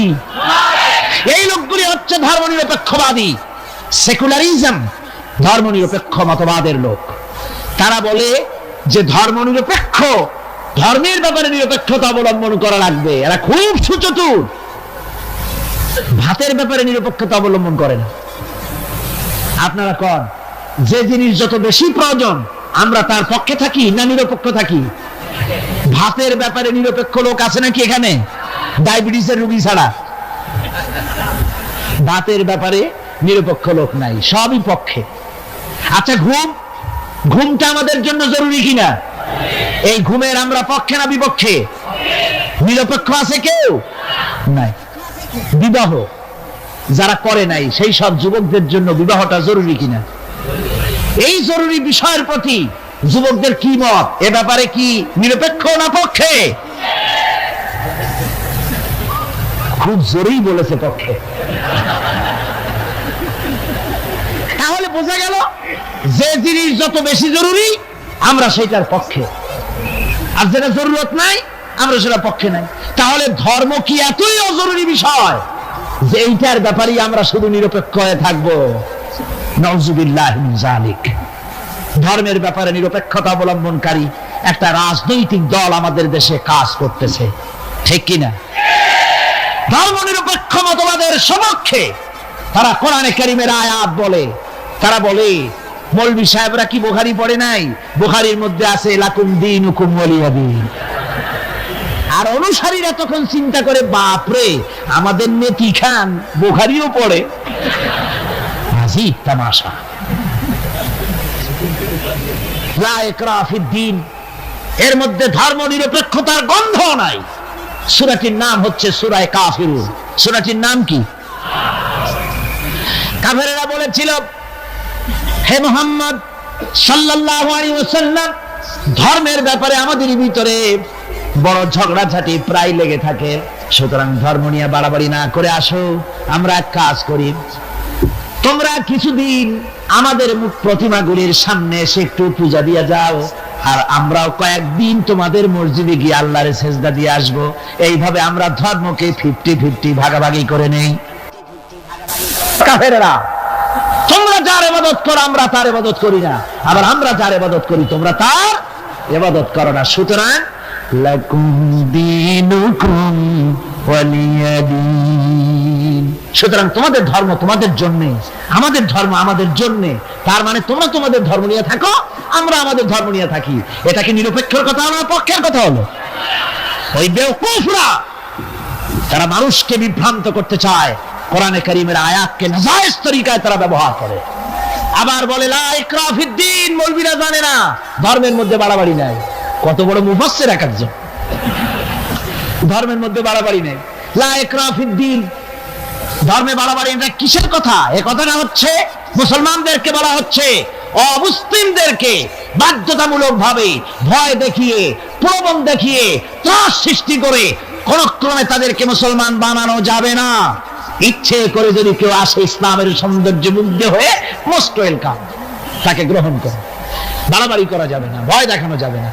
লোভ দেখানো যাবে না। এটা হলো লা ইকরাহা ফিদ্দীন। আর এই বেওকুফরা এই আয়াতকেও নিয়েছে তাদের ধর্ম নিরপেক্ষতার ক্ষেত্রে। আমি জিজ্ঞেস করতে চাই, সেকুলারিজম দিয়ে যাদের মন মস্তিষ্ক ভরপুর, সেসব ভাইদেরকে জিজ্ঞেস করি, বিবেক দিয়ে চিন্তা করুন, ধর্ম নিরপেক্ষ আপনি কেন হবেন? দুনিয়ার কোন পয়গম্বর কি ধর্মের ব্যাপারে নিরপেক্ষ ছিলেন? আপনি যার উম্মত, আমরা যার উম্মত, বিশ্বনবী তিনি কি ধর্মের ব্যাপারে নিরপেক্ষ ছিলেন? রাসূলুল্লাহ রীতিমতো রাষ্ট্রপ্রধান ছিলেন, প্রেসিডেন্ট ছিলেন। সুবহানাল্লাহ পড়ে। 12.5 লক্ষ বর্গ মাইল শাসন করেছেন। প্রেসিডেন্ট ছিলেন মুহাম্মদ রাসূলুল্লাহ সাল্লাল্লাহু আলাইহি ওয়াসাল্লাম। জীবনে বহু যুদ্ধ করেছেন। এই যুদ্ধের কমান্ডার ইন চিফ ছিলেন, প্রধান সেনাপতি ছিলেন। সশস্ত্র যুদ্ধ করেছেন, মোকাবেলা করেছেন অস্ত্র নিয়ে। শ্রমিক হয়ে কাজ করেছেন, শ্রম সমস্যার সমাধান করেছেন। মসজিদে নববী ছিল এই রাজনীতির প্রাণ কেন্দ্র। মসজিদে নববী কি ছিল? রাজনীতির প্রাণ কেন্দ্র। রাসূলুল্লাহ এখানে বসেই রোম শাম পারস্য বিজয়ের পরিকল্পনা করতেন। এখানে বসেই উহুদ বদর হুনাইন ইয়ারমুক যুদ্ধের সৈন্য রিক্রুট করেছেন মসজিদ নববীর ভেতরে বসে। এখানে বসে রাষ্ট্রদূতদের সঙ্গে সাক্ষাৎ প্রদান করেছেন, বিচার ফয়সালা করেছেন মসজিদের মধ্যে। আর আজ বলা হয় মসজিদের মধ্যে রাজনীতি বলতে দেওয়া হবে না। মসজিদের মধ্যে কেউ কি ইলেকশনের কথা, মসজিদের মধ্যে কেউ কি তার দলের কথা বলে? বলে কোরআনের রাজনীতির কথা। কিসের রাজনীতির কথা বলে? কোরআনের রাজনীতির কথা বলে। সুতরাং ধর্ম আর রাজনীতি আলাদা, এই কথা যারা বলে, এই সেকুলারিজমের লোকেরা, তারা শুনে রাখুন, ধর্ম নিরপেক্ষ মতবাদ একটি কুফরি মতবাদ। এটি কি মতবাদ? জোরে বলতে হবে, এটা কি মতবাদ? এটি একটি কুফরি মতবাদ। ধর্ম নিরপেক্ষতার মানে হচ্ছে ধর্মহীনতা। ধর্ম নিরপেক্ষতার মানে কি? ধর্মহীনতা। ওরা কোনদিন সব সময় বলবে ধর্মকে ব্যবহার করতেছে রাজনীতিতে। বেচারা তোমরাও ধর্মের কথা বলো না, তা ওরা বলবে না। ওরা ওদের কর্মীদেরকে কখনো নামাজের কথা বলবে না। যদি বলে, তা বলে এই জন্য, তোমরা নামাজ পড়ো মসজিদে যাইয়া দেখো কেউ রাজনীতির কথা বলে নাকি। নামাজ পড়ার জন্য নয়, রাজনীতি কেউ করে নাকি তা দেখার জন্য, গোয়েন্দাগিরি করার জন্য। হায় রে কপাল পোড়ার দল। আমার দেশে এই ভণ্ডামি ছিল না। ধর্ম নিরপেক্ষ মতবাদ একটা ভণ্ডামি। জোরে বলেন, এটা কি? আমার দেশে এটা ছিল না। এই ভণ্ডামিমূলক ধর্ম নিরপেক্ষতা রাজনীতি বাংলাদেশে ছিল না। 1971 সনের পরে যারা ক্ষমতা এলো, তারা ভারত থেকে, ভারতের কাফেরদের তৈরি করা পৃথিবীর এই নিকৃষ্ট মতবাদ বাংলাদেশে আমদানি করেছে।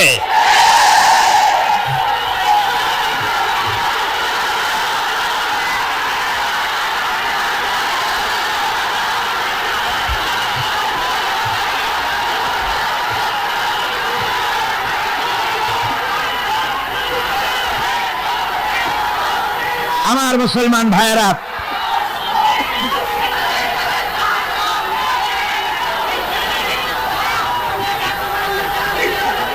এই যে কোরআন শরীফ, এই কোরআন শরীফ মানতে হবে মুসলমানদেরকে। রাসূলের উপর ঈমান আনার অর্থ শুধু মিলাদ শরীফ পড়া নয়। কোন নেত্রী কি বলল তার ধার কোন মুসলমান ধারতে পারে না। মুসলমান ধার ধারবে আল্লাহ আর রাসূলের। ঠিক কিনা? কর যারা বলেন ঠিক কিনা? ভারতের গোলাম এরা বলে ধর্ম নিরপেক্ষতার মানে ধর্মহীনতা নয়। যদি ধর্ম নিরপেক্ষতার অর্থ ধর্মহীনতা না হবে, তাহলে 1971 সনের পরে তোমরা ক্ষমতায় এসে বিশ্ববিদ্যালয় সমূহের মনোগ্রাম থেকে ইকরা বিসমি রাব্বিকাল্লাযী খালাক রাব্বি জিদনি ইলমা এই আয়াত দুটিকে তুলে ফেললে কেন বলো? কোন জবাব আছে? কোন জবাব নেই। সলিমুল্লাহ মুসলিম হল নাম ছিল, মুসলমান শব্দ বাদ দিয়েছে। নাম ছিল সলিমুল্লাহ মুসলিম হল, মুসলিম শব্দ বাদ দিয়ে দিল। তারপরে নজরুল ইসলাম কলেজ, ইসলাম সহ্য হলো না, ইসলাম বাদ দেয়া শুধু নজরুল কলেজ। ওদের যে দল, সেই দলটার নামের মধ্যে একটা মুসলিম শব্দ ছিল। জি, ওদের দলটার নামের মধ্যে মুসলিম শব্দ ছিল, ছিল না? সেই শব্দটুকুনো তারা বরদাস্ত করে নাই। আমি ওদের দলের নাম নিতে চাই না, আপনারাই বুঝুন ওদের দলের নামের মধ্যে মুসলিম শব্দ ছিল কিনা। হিন্দুদের পাঁচটা গোলাম, এই দলটি তাদের নাম থেকে মুসলিম শব্দকে বের করে দিয়েছে। এদের কাছে ইসলাম আর মুসলমান সবচাইতে সহ্যের বাইরে। তাই যখন ভারতে শত শত মসজিদ ভাঙে উগ্রপন্থী হিন্দুরা, তখন ভারতের ওই গোলাম দলটি শরীর আখড়া ঘুরে বেড়ায়।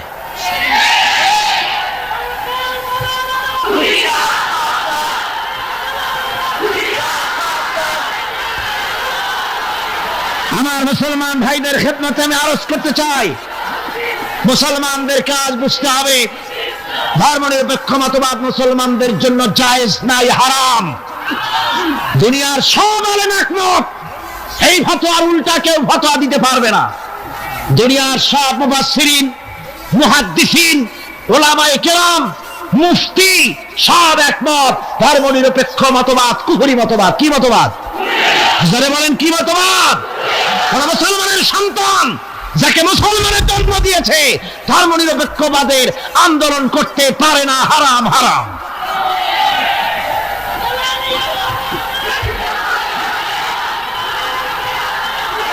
আমার বন্ধুগণ, এই কোরআন শরীফের ভেতরে, এই কোরআন শরীফের ভিতরে রয়েছে, আল্লাহ পাক এখানে বলে দিয়েছেন, দেখুন যদি ধর্ম আর রাজনীতি আলাদা হবে তাহলে ইউসুফ আলাইহিস সালাম প্রেসিডেন্ট হলেন কেন? সূরা ইউসুফ আছে না কোরআন শরীফে? হযরত ইউসুফ আলাইহিস সালাম জেলে গিয়েছিলেন, দীর্ঘদিন জেলে ছিলেন। জেল থেকে বেরিয়ে এসে মিশরের অর্থ এবং খাদ্য দুটি মন্ত্রণালয়ের দায়িত্বশীল মন্ত্রী হয়েছিলেন, আছে কোরআন শরীফে।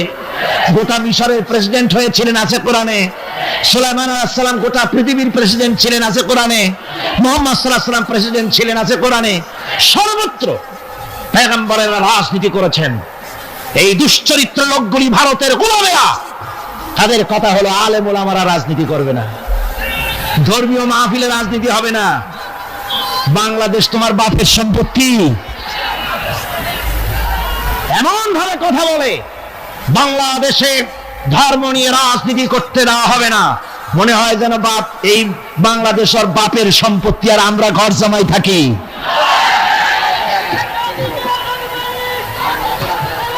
সুতরাং কোরআনের রাসূলের প্রতি ঈমানের অর্থ হলো রাসূলুল্লাহ যে ধরনের রাষ্ট্র কায়েম করেছেন মদিনায়, ওই রকম রাষ্ট্র কায়েমের শপথ নিতে হবে, এর নাম রাসূলের প্রতি ঈমান। ঠিক কিনা?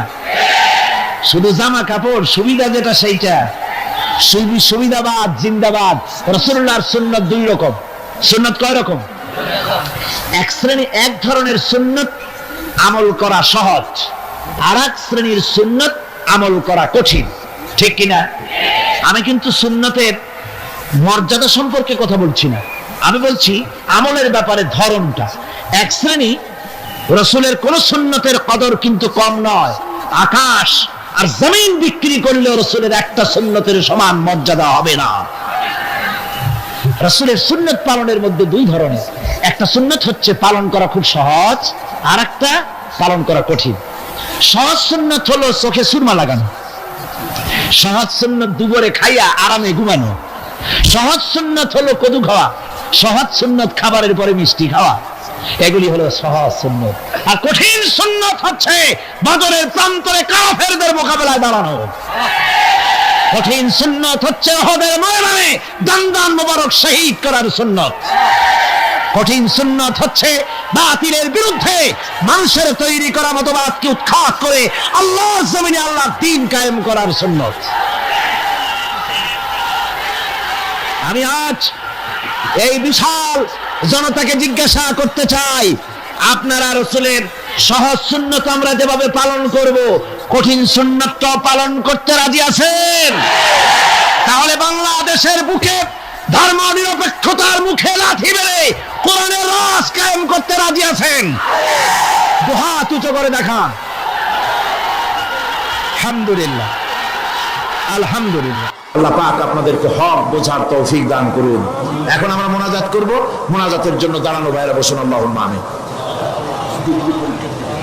ربنا ظلمنا أنفسنا وإن لم تغفر لنا وترحمنا لنكونن من الخاسرين ربنا لا تزغ قلوبنا بعد إذ هديتنا وهب لنا من لدنك رحمة إنك أنت الوهاب রব্বুল আলামিন লক্ষ লক্ষ মুসলমান নরনারী দীর্ঘ রাত পর্যন্ত আমরা তোমার দ্বীনের কথা, কোরআনের কথা, তোমার হাবিবের কথা শুনেছি, আলোচনা করেছি, জিকির আজকার করেছি, দরুদ সালাম পড়েছি।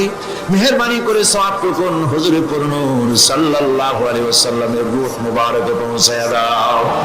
तमाम পৃথিবীর মাটির নিচে যত মুমিন মুমিনাত শুয়ে আছে আল্লাহ তুমি তাদের রূহের পরে সওয়াব পৌঁছায়া দাও।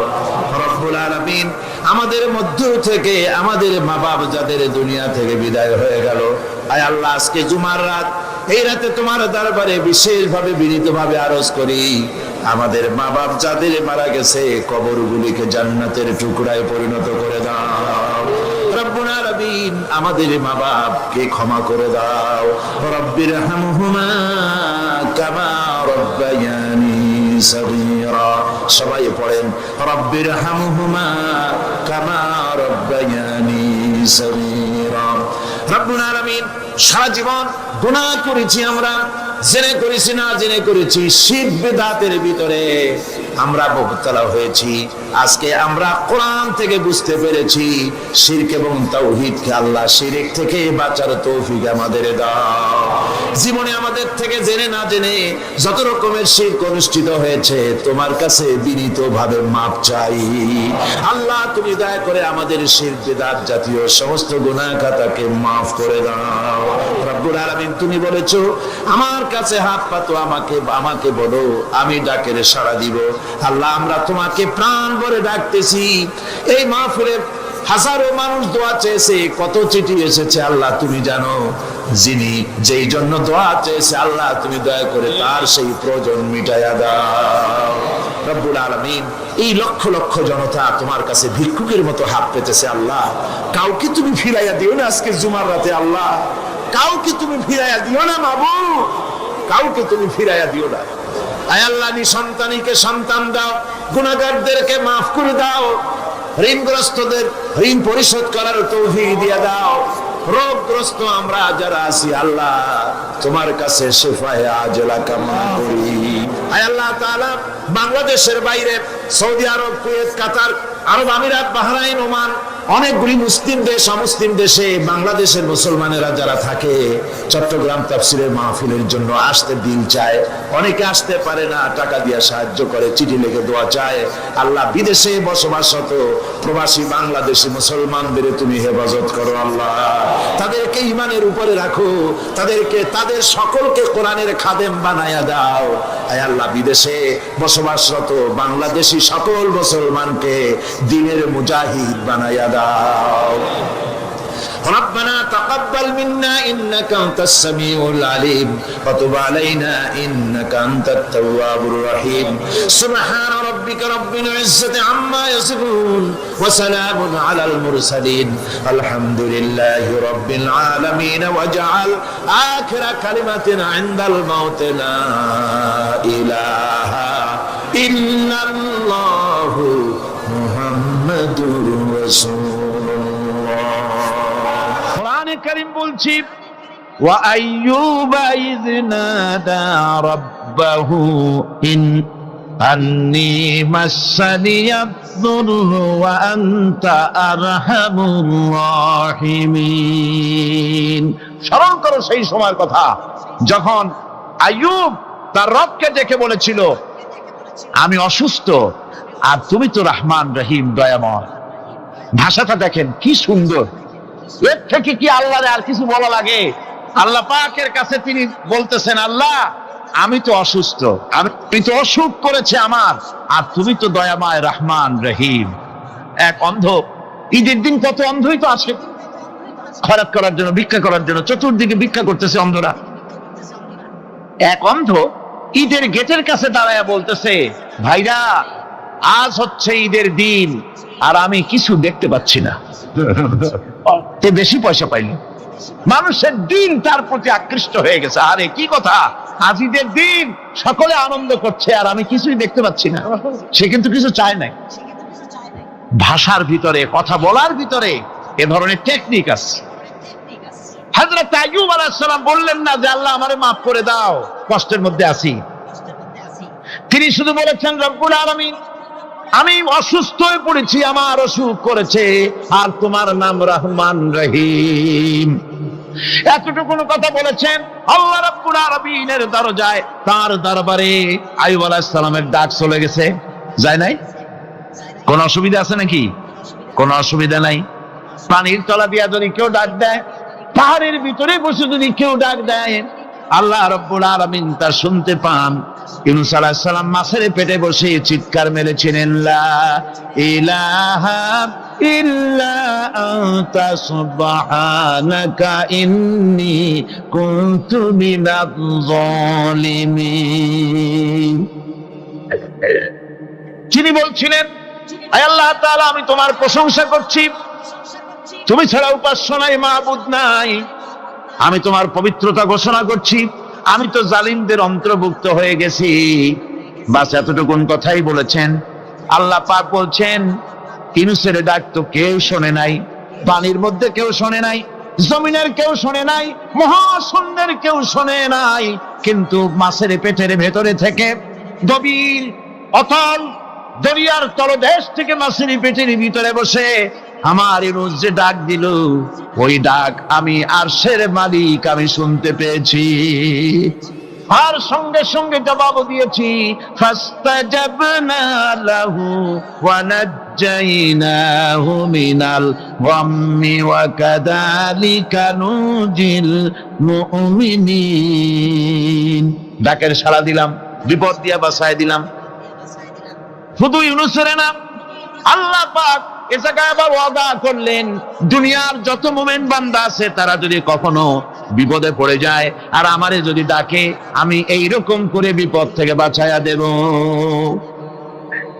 আইয়ুব আলাইহিস সালাম যখন আল্লাহ রাব্বুল আলামিনের কাছে ফরিয়াদ করলেন, আল্লাহ পাক তখন বলছেন, কোরআনে কারীম বলছে, ফাস্তাজাবনা লাহু فكشفنا ما به من ضر وآتيناه أهله ومثلهم معهم رحمة من عندنا وذكرى للعابدين। আমি আইয়ুবের দোয়া কবুল করে নিলাম। শুধু তার পরিবার বর্গই দিলাম না, বরং আরো কিছু নিয়ামত আমি তাকে দান করে দিলাম। এবং তাই জন্য, যেহেতু তারা ছিল আমার অনুগত বান্দা, আমার বাধ্যগত, আমি এই জন্য রহম করেছি, সমস্ত রোগ শোক আমি মাফ করে দিয়েছি। আমাদের সামান্য একটু জ্বর হয়, যদি 2-3 দিন জ্বর হয়েছে, জ্বর ছাড়ে না, বলে যে এত ভালো ভালো কাজ করি, তারপর আমার এত জ্বর হওয়া লাগে, অমুকরা এত পাপ করে, তা তো কিছুই হয় না। খালি আল্লাহ আমার চোখে দেখলো, আমার বউর অসুখ, আমার অনুমুড়ি ছাড়ি না। ভাইরা, আপনি ঠিক পান না যে কি গুনাহ আপনি করেন। কোরআনে কারীম বলছি, ওয়ামা আসাবাকুম মিন মুসিবাতিন ফাবিমা কাসাবাত আইদিকুম ওয়া ইয়াফু আন কাসীর। যত বিপদ তোমাদের উপর আছে, সব দুই হাতের কামাই করা। আর আমি তো অনেকগুলো ক্ষমা করে দেই। তোমরা যত পাপ করো, আকাম করো, সবগুলির শাস্তি যদি দুনিয়ায় দিতাম, সাহস করার সময় পেতে না। অসুখ হলেই অধৈর্য হয়ে যেও না, ধৈর্য ধরো। আল্লাহ পাক বলেন, শুধু আইয়ুব নয়, ওয়া ইসমাঈল ওয়া ইদরিস ওয়া যাল কিফলি কুল্লুম মিনাস সাবিরিন। এইভাবে করে ইসমাঈল, ইদ্রিস, জুলকিফল সবাই ছিল ধৈর্যশীল। জোরে বলেন সুবহানাল্লাহ। ধৈর্যের চরম পরাকাষ্ঠা ছিলেন তিনি। কোরআনে কারীম নবীদের এই কথাগুলি আমাদের শোনাচ্ছেন। হযরত ইয়াকুব আলাইহিস সালাম, কলিজার টুকরা সন্তান হযরত ইউসুফ আলাইহিস সালামের জন্য তার মনটা পাগল ছিল। এত সুন্দর করে আল্লাহ তারে বানাইছিলেন, এত তিনি ছিলেন সৌন্দর্যের পিরামিড, যারা দেখলে চোখ ফিরানো যায় না, এমন সুন্দর সুপুরুষ যারা দেখি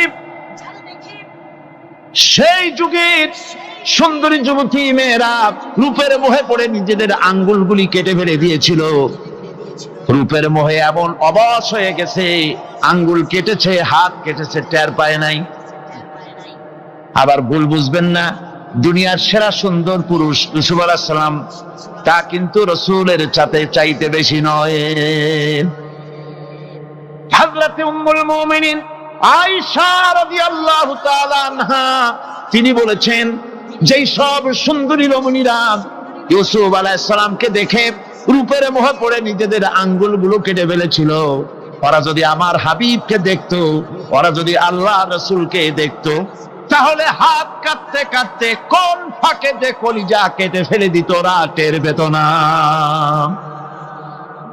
আবার বন্ধুগণ, হযরত আইয়ুব আলাইহিস সালাম সন্তানের মায়া, অন্যান্য ভাইরা হিংসায় পড়ে গেল, তারা নিয়ে তাকে কুয়ায় ফেলে দিল। সেখান থেকে তারা একটা ছাগল বা কোনো পশু জবাহ করে তার রক্ত মাখাইয়া জামা এনে হাজির করে দিল। হযরত ইয়াকুব আলাইহিস সালামের সামনে যে তারে নিয়ে খেলা করতে গিয়েছিলাম, আমরা খেলায় লিপ্ত ছিলাম, বাগে খাইয়া ফেলাইছে। এগুলি কি গপ্প? এগুলি কি কোরআন? আল্লাহ পাক শোনাচ্ছেন, বিশ্ববাসীকে শোনাইছেন। সূরা ইউসুফের চাইতে এত সুন্দর উপাখ্যান গোটা পৃথিবীতে আর নাই। সুবহানাল্লাহ। অনেকে ইউসুফ জুলাইখার কেসা খুব মজা করে পড়ে, ফুর্তি করে, প্রেমের গল্প পড়ে। এটা কোনো প্রেমের গল্প নয়। ইউসুফ আলাইহিস সালাম, জুলাইখা ইউসুফ আলাইহিস সালামের জন্য কাঁদতে কাঁদতে চোখ কানা হয়ে গেছে। এরপর ইউসুফ আলাইহিস সালাম জুলাইখারে পাওয়ার জন্য পাগল হয়ে গেছে। নাউজুবিল্লাহ, এটা হয়নি কখনো।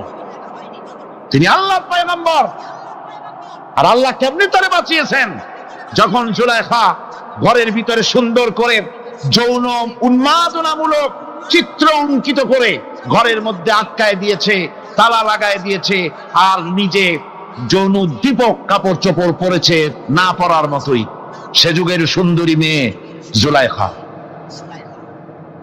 তার কুপ্রবৃত্তিকে চরিতার্থ করার জন্য আহ্বান করা হয়েছে। হযরত ইউসুফ আলাইহিস সালাম লক্ষ্য করে দেখলেন এমন জায়গা, এখান থেকে পালাবার তো পথ নাই, দরজা বন্ধ করে দিয়েছেন। তিনি শুধু তখন কেবলমাত্র আল্লাহ রাব্বুল আলামিনকে ভয় করলেন।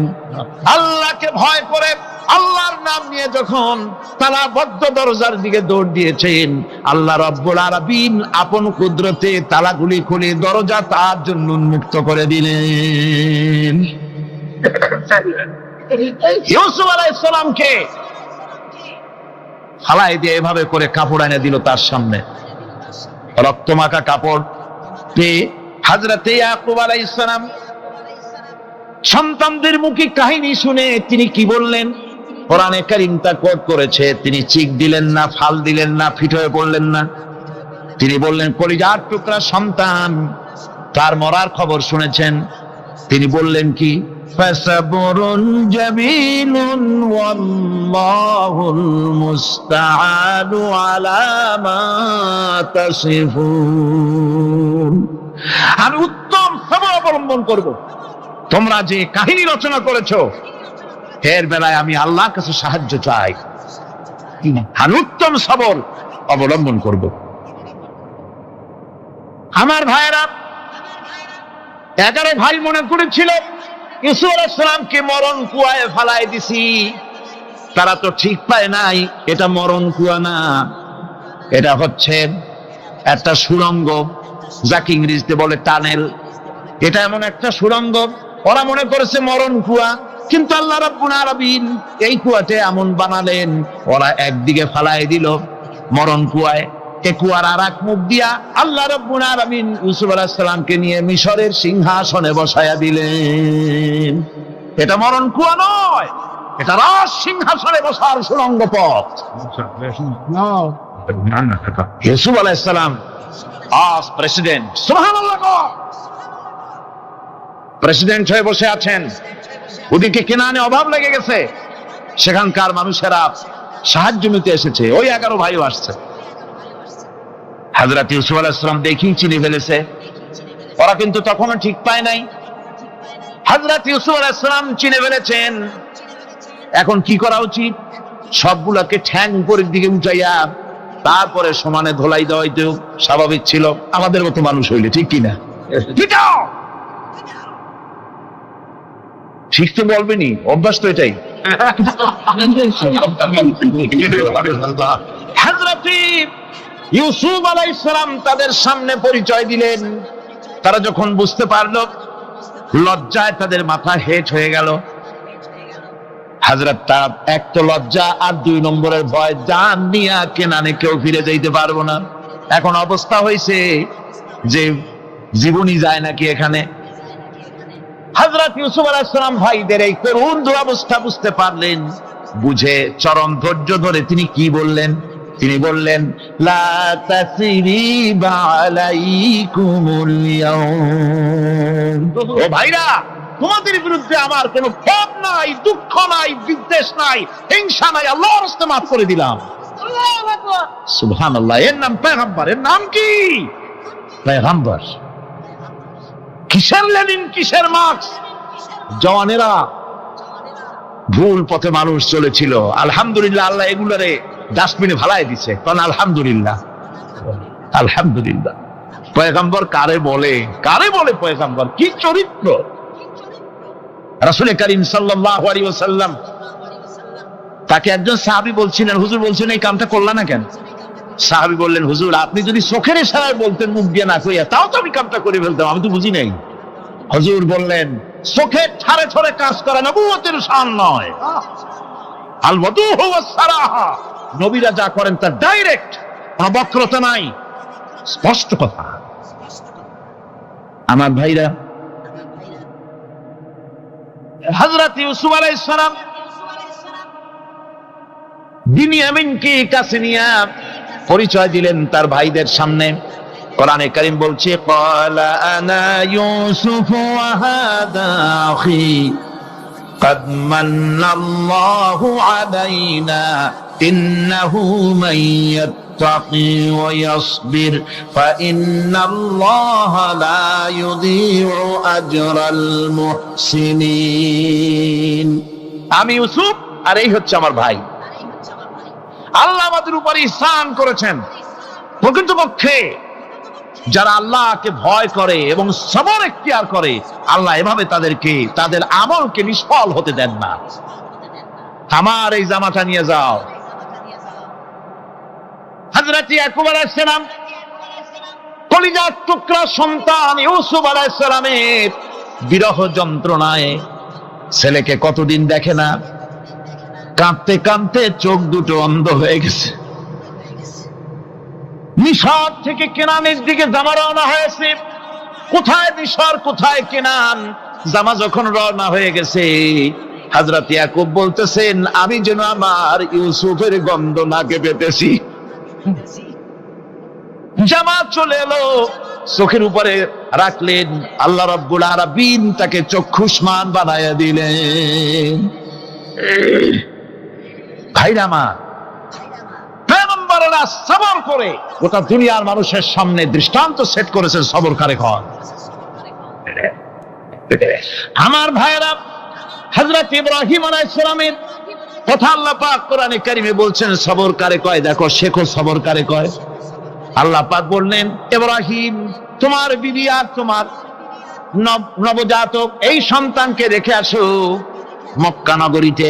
তিনি চলে গেলেন, সেখানে ঘর নাই, বাড়ি নাই, কিচ্ছু নাই, চতুর্দিকে ধুধু বালু আর মরুভূমি।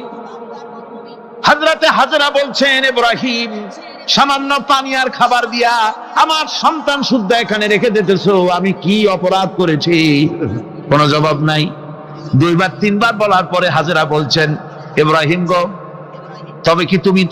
তবে কি আমার আল্লাহর হুকুম মতো আমারে রেখে যাচ্ছ নাকি? হযরত ইব্রাহিম আকাশের দিকে আঙ্গুল উঁচু করলেন। কথা বলবেন, বাক শক্তি বেরোচ্ছে না। 80 বছর বয়সের সময় একটা বাচ্চা আল্লাহ তারে দিছেন। আর এমন বাচ্চা, পয়গম্বরের ছেলে, কি সুন্দর চেহারা, মরুভূমির উপরে ফালাই দিয়ে রওনা হয়ে যাচ্ছেন। মুখ দিয়া কথা সরছে না, আকাশের দিকে দেখালেন। হযরত হাজেরা বুঝতে পারলেন। হযরত হাজেরা বলেন, ইব্রাহিম কোনো চিন্তা নাই, নিশ্চিন্ত মনে বাড়ি ফিরে যাও। আমি আমার আল্লাহর উপরে এতটা ভরসা করি, আল্লাহর হুকুমে যদি আমার এখানে রেখে যেয়ে থাকো, ওই আল্লাহ পাক আমাকে আর আমার কলিজার টুকরা ইসমাইলকে পানিতে আর খাবারে মারবেন না, অবশ্যই তিনি ব্যবস্থা করবেন। ব্যবস্থা হয়ে গেল। হযরত ইসমাইল বড় হয়ে গেলেন। আল্লাহ পাক অর্ডার করলেন, জবাহ করো ছেলেকে। হযরত ইব্রাহিম আলাইহিস সালাম যখন জবাহের প্রস্তাব করলেন, হযরত ইসমাইল তা আপত্তি করতেন, বাবাজি আমার মায়ের আর আমাকে বাচ্চা অবস্থায় ফেলে গেলেন, খাবার দেন নাই, পরার দেন নাই, বছরের পর বছর আমাদের এখানে কাটলো, দেখতেও আসেন নাই, আজ আসছেন জবাহ দিতে। এটা কেমন কথা? কি ধরনের বাপ আপনি? এরকম বলছে নাকি? এরকম বলছে? হযরত ইব্রাহিম আলাইহিস সালাম প্রস্তাবটা কিভাবে পারলেন? আল্লাহ পাক কোরআনে কারিমের দৃষ্টান্ত রেখে দিয়েছেন। আল্লাহ পাক বলছেন, হযরত ইব্রাহিম ছেলেকে বললেন, ইয়া বুনাইয়া, ইয়া বুনাইয়া, হে আমার কলিজার টুকরা লাডলা, হে আমার কলিজার টুকরা সন্তান, ইন্নী আরা ফিল মানাম আন্নী আযবাহুক, আমি স্বপ্নে দেখছি আমি যেন তোমাকে জবাহ করতেছি। ফানজুর মাযা তারা, তোমার রায় কি বলো? আমি তো স্বপ্নে দেখছি যে আমি তোমার জবাহ করতেছি, এখন তোমার রায় কি, তোমার মত কি? হযরত ইসমাঈল আলাইহিস সালাম শুনে দিলেন দৌড়, নাকি না? হযরত ইসমাঈল আলাইহিস সালাম ধৈর্যের প্রতীক, তিনি কি কথা বললেন? তার মুখের কথা কোরআন শরীফে আল্লাহ পাক উঠায় দিলেন। হযরত ইসমাঈল বললেন, ইয়া আবাতি ফাআল মা তু'মারু সাতাজিদুনি ইনশাআল্লাহু মিনাস সাবিরিন, হে আমার পিতা, আপনি যে ব্যাপারে আদিষ্ট হয়েছেন আপনি তা পালন করুন, অবশ্যই আমাকে ধৈর্যধারীদের মধ্যে পাওয়া যাবেন। সুবহানাল্লাহ। এক বর্ণনায় এসেছি, হযরত ইসমাঈল বললেন, আব্বাজান আমি ধৈর্যধারীদের ভিতরে আমারে পাবেন, তবে জবাহ করার আগে আমার হাত পাটা একটু বেঁধে নেন, কারণ জবাহের যন্ত্রণায় আপনার গায়ে যদি আমার হাত পা লেগে যায় তো বেয়াদবি হয়ে যেতে পারে। আর আমি মরে আমার জবাহ হয়ে যাওয়ার পর আমার রক্ত মাখা জামাটা নিয়া আমার মা হাজেরারে দিবেন, কারণ তাকে মা বলবার মতো আর তো কেউ নাই। হযরত ইব্রাহিম তাকে বাঁধবার জন্য প্রস্তুতি নিলেন। হযরত ইসমাঈল বলছেন, আব্বাজান বাঁধবেন না, বাঁধার প্রয়োজন নাই। বলে, কেন? একবার বাঁধতে বললে আবার খুল, আবার তুমি নিষেধ করছো কেন? ছেলে বলছেন, আব্বাজান বাঁধবো না এই জন্যে, হয়তো কিয়ামতেই প্রশ্ন উঠতে পারে যে আল্লাহর হুকুমে রাজি ছিল না বলে হাত পা বাঁধা জবাহ করছে, আমি এই সুযোগ দিব না, আপনি জবাহ করেন, আমি এতটুকু নড়াচড়া করব না। ধৈর্যের চরম প্রতীক হযরতে ইসমাঈল আলাইহিস সালাম দেখাই দিয়েছেন ধৈর্য কারে কয়। আমার বন্ধুগণ, এই পৃথিবীর সবচাইতে ধৈর্যের বড় প্রতীক হতেছেন ইমামুল মুরসালিন, আশরাফুল আম্বিয়া, সাইয়্যিদুল মুরসালিন, জনাবে মুহাম্মাদুর রাসূলুল্লাহ সাল্লাল্লাহু আলাইহি ওয়াসাল্লাম। আমার বন্ধুগণ, সবচাইতে বড় ধৈর্যের প্রতীক তিনি। কাউকে একটা গালি দেন নাই জীবনে, কাউকে ঠাট্টা করেন নাই, কাউকে মারেন নাই, কারো মনে দুঃখ দেন নাই। তিনি দুঃখ পেয়েছেন, তিনি কাউকে দুঃখ দেন নাই। তিনি কষ্ট পেয়েছেন, কাউকে কষ্ট দেন নাই। আমার ভাইয়েরা, তায়েফের ময়দান, আমার নিজের চোখে তায়েফে যেদিন আমি তায়েফ দেখলাম, আমি তায়েফে ঢুকেছি, জীবনে কোনোদিন যাই নাই। রমজান মুবারকে আমি সেখানে গেলাম, আমাকে বসার জন্য তারা নিয়ে যাবে। আমি বললাম, আগে বসবো না, আমারে আগে নিয়ে যাও, আমার নবীকে কোন জায়গায় ওরা মেরেছিল সেই জায়গাটা দেখাও। তায়েফের সেই গলিতে যখন আমি গিয়েছি, দুই দিকে পাহাড় দাঁড়ানো, তায়েফের লোক আমার সাথে ছিল, তারা বলল এই জায়গাটা প্রথম যেখানে চতুর্দিক থেকে নবীজিকে পাথর মারছিল আর আল্লাহর নবী বেহুশ হয়ে পড়ে গিয়েছিলেন। 3টা দিন না খাওয়া, হযরতে খাদিজা নাই, আবু তালিব নাই, মক্কায় জায়গা নাই পা রাখার। নবীজি 3টা দিন ঘুরলেন। নেতারা বলল, তুমি যদি নবী হবে তো এতিম হলে কেন? আল্লাহ নবী বানাবার জন্য কি একটা ধনী মানুষ পায় না? তোমার মতো এতিম আর গরিবের নবী বানাইলো কেন? আল্লাহ নবী 3 দিন পর যখন দেখলেন কেউ দাওয়াত শোনে না, কেউ মানে না, কেউ গ্রহণ করে না, তখন তিনি নেতাদের অনুরোধ করলেন, ঠিক আছে দাওয়াত তো কবুল করলে না, তবে একটা কাজ করো অন্তত, আমি যে তায়েফে আসছিলাম এই খবরটা মক্কায় দিও না, ওরা আরো অত্যাচার বাড়ায় দেবে। এই কাফিরগুলি খবর তো মক্কায় পাঠালো, আর সমস্ত যুবকদেরকে লেলিয়ে দিল। যুবকেরা চতুর্দিকে দাঁড়াইছে, রাসূলকে পাথর মারা শুরু করে দিল। আমি যখন রেল লাইনের থেকে হাঁটি, যখন রেল লাইন কোনো সময় দেখি, রেলের পাথরগুলি, রেল লাইনের পাথরগুলি দেখলেই আমার মাথায় যেন কেন তাইফের কথা মনে এসে যায়।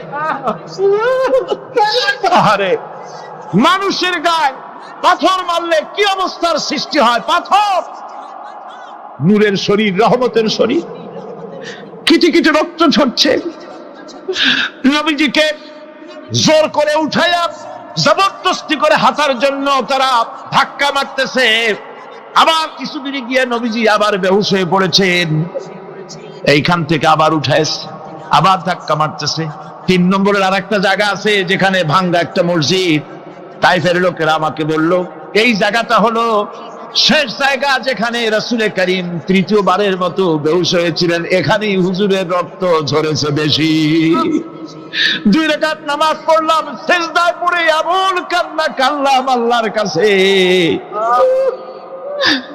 নবীজি যখন হুঁশ এসেছে, হযরতে জিবরাইল বলেন, ইয়া রাসূলুল্লাহ, আপনার এই কষ্ট দেখে ফেরেশতারা কাঁদতেছে, আপনি অনুমতি দিয়ে দেন এই 2 পাহাড়কে মিলাইয়া সমস্ত তায়েফবাসী কাফেরগুলি মাটির সাথে মিশাইয়া দেই। নবীজি বললেন, জিবরাইল, আমি যদি হুকুম করি আর আমার হুকুম মতো যদি এই কাম করো, একটা কাফেরও যদি না বাঁচে তাহলে কার মুখে পৌঁছাবো লা ইলাহা ইল্লাল্লাহু মুহাম্মাদুর রাসূলুল্লাহ। আমার ভাইরা, হযরত সাল্লাল্লাহু আলাইহি ওয়াসাল্লাম উঠে বসলেন। এমন সময় হযরতে যায়েদ শরীরের রক্তগুলি মুছে দিতেছেন। হযরত সাল্লাল্লাহু আলাইহি ওয়াসাল্লাম বসে 2খানা হাত উত্তোলন করলেন। নবীজির চোখ থেকে পানি গড়ায় পড়তেছে। আরে কেউ নাই, আল্লাহ ছাড়া কেউ নাই সাহায্য করার। নবীজি হাত তুলে মোনাজাত করতেছেন, চোখ দিয়া পানি পড়ে দাড়ি ভিজে পড়তেছে, গায়ে দিয়া রক্ত ঝরতেছে। নবীজি কি দোয়াটা করলেন? বদদোয়া করলেন না, গজব দিতে বললেন না।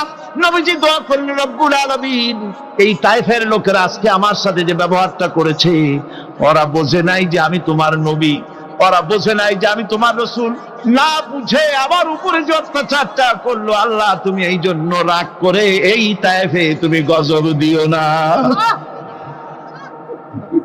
আল্লাহ পাক পরবর্তী সময় হুজুরকে স্মরণ করাই দিলেন, ওয়া মা আরসালনাকা ইল্লা রাহমাতাল লিল আলামিন। ও নবী, আপনি হচ্ছেন আমার সমস্ত সৃষ্টি জগতের জন্য, আপনি আমার রহমত, আমার গোটা বিশ্বের জন্য আপনার, আমার সৃষ্টি জগতের জন্য আপনি আমার করুণা। একটা লোক রাসূলের এই কষ্ট দেখে বাগান থেকে 1 গ্লাস আঙ্গুরের শরবত এনে হাজির করেছে। এত কষ্টের পর 3 দিনের না খাওয়া আঙ্গুরের একটা শরবত পাইয়া হুজুর খুব খুশি হলেন। শরবত গ্লাস পান করে হুজুর বলছেন, তোমার নাম না আত্তাস? তিনি বলছেন, হ্যাঁ হুজুর, আমার নাম আত্তাস। তোমার বাড়ি না ইউনূস আলাইহিস সালামের গ্রামে? বলে, হ্যাঁ আমার বাড়ি সেই গ্রামে। তা আপনি কি করে জানলেন আমার নাম আত্তাস আর আমার বাড়ি ইউনূস আলাইহিস সালামের গ্রামে? আপনি জানলেন কি করে? হুজুর বললেন, আমি নবী, হযরত ইউনূস নবী, একজন নবীর খবর আর একজন নবীর কাছে থাকে। রাসূল করিম সাল্লাল্লাহু আলাইহি ওয়াসাল্লাম সবর ইখতিয়ার করেছিলেন, ধৈর্য অবলম্বন করেছিলেন, আর আল্লাহ পাক তাকে নির্দেশ করেছেন, সবর করো। ওয়াত্তাবি' মা ইউহা ইলাইকা ওয়াসবির হাত্তা ইয়াহকুম আল্লাহ। তুমি কেবল সেই জিনিসের অনুসরণ করো যা আমি তোমার প্রতি অবতীর্ণ করেছি। আমি আপনার উপরে যেটা অবতীর্ণ করেছি ওটার অনুসরণ করুন, আর সবর ইখতিয়ার করুন যতক্ষণ না আল্লাহর পক্ষ থেকে চূড়ান্ত ফয়সালা না আসে। ধৈর্য ধরুন, ধৈর্য ধরুন। আমার ভাইরা, কাফেরদের নির্যাতনের মোকাবেলায় আল্লাহ পাক তার হাবিবকে সান্ত্বনা দিয়েছেন। যখন কাফেররা নির্যাতন করতেছে, হারে হযরতে বেলাল নির্যাতিত, হযরতে সুমাইয়া নির্যাতিতা, হযরতে খাব্বাব, হযরতে হুবায়ব, হযরতে আম্মার রিদওয়ানুল্লাহি তাআলা আলাইহিম আজমাইন, এত মার হতেছে। হযরতে ওমর হযরতে খাব্বাব রাদিয়াল্লাহু তাআলা আনহুকে খোলা গায়ে দেখে বলছিলেন, খাব্বাব রে, তোমার পিঠে এত গর্ত কেন? এত গর্তওয়ালা পিঠ তো আমি মানুষের দেখি নাই, এত সিকুল কোমরওয়ালা মানুষও তো দেখি নাই। তিনি বলেছেন, ওমর তুমি কি ভুলে গেছো? ইসলাম কবুল করার অপরাধী কাফির বেঈমানেরা আগুন জ্বালায়া আংটা আগুনের উপরে আমাকে চিৎ করে শোয়াছে।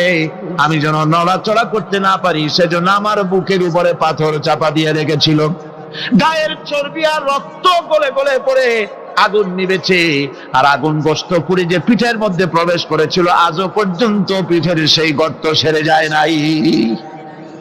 এভাবে অত্যাচার হচ্ছিল সাহাবীদের উপর। আল্লাহ রাব্বুল আলামিন তার হাবিবকে সান্ত্বনা দিলেন, ওয়াসবির ওয়া মা সাবরুকা ইল্লা বিল্লাহি ওয়া লা তাহজান আলাইহিম ওয়া লা তাকু ফি যায়কিম মিম্মা ইয়ামকুরুন। হে রাসূল, সবরের সাথে কাজ করতে থাকুন। আপনার এই সবরের তৌফিক তো আল্লাহই দিয়েছেন, আর ওদের সমস্ত ষড়যন্ত্র, ওদের অপকৌশলে আপনি দুঃখিত হবেন না, চিন্তা করবেন না, ভারাক্রান্ত হবেন না।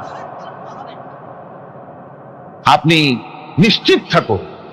ওয়াসবির লিহুকমি রাব্বিকা ফাইন্নাকা বিআয়ুনিনা।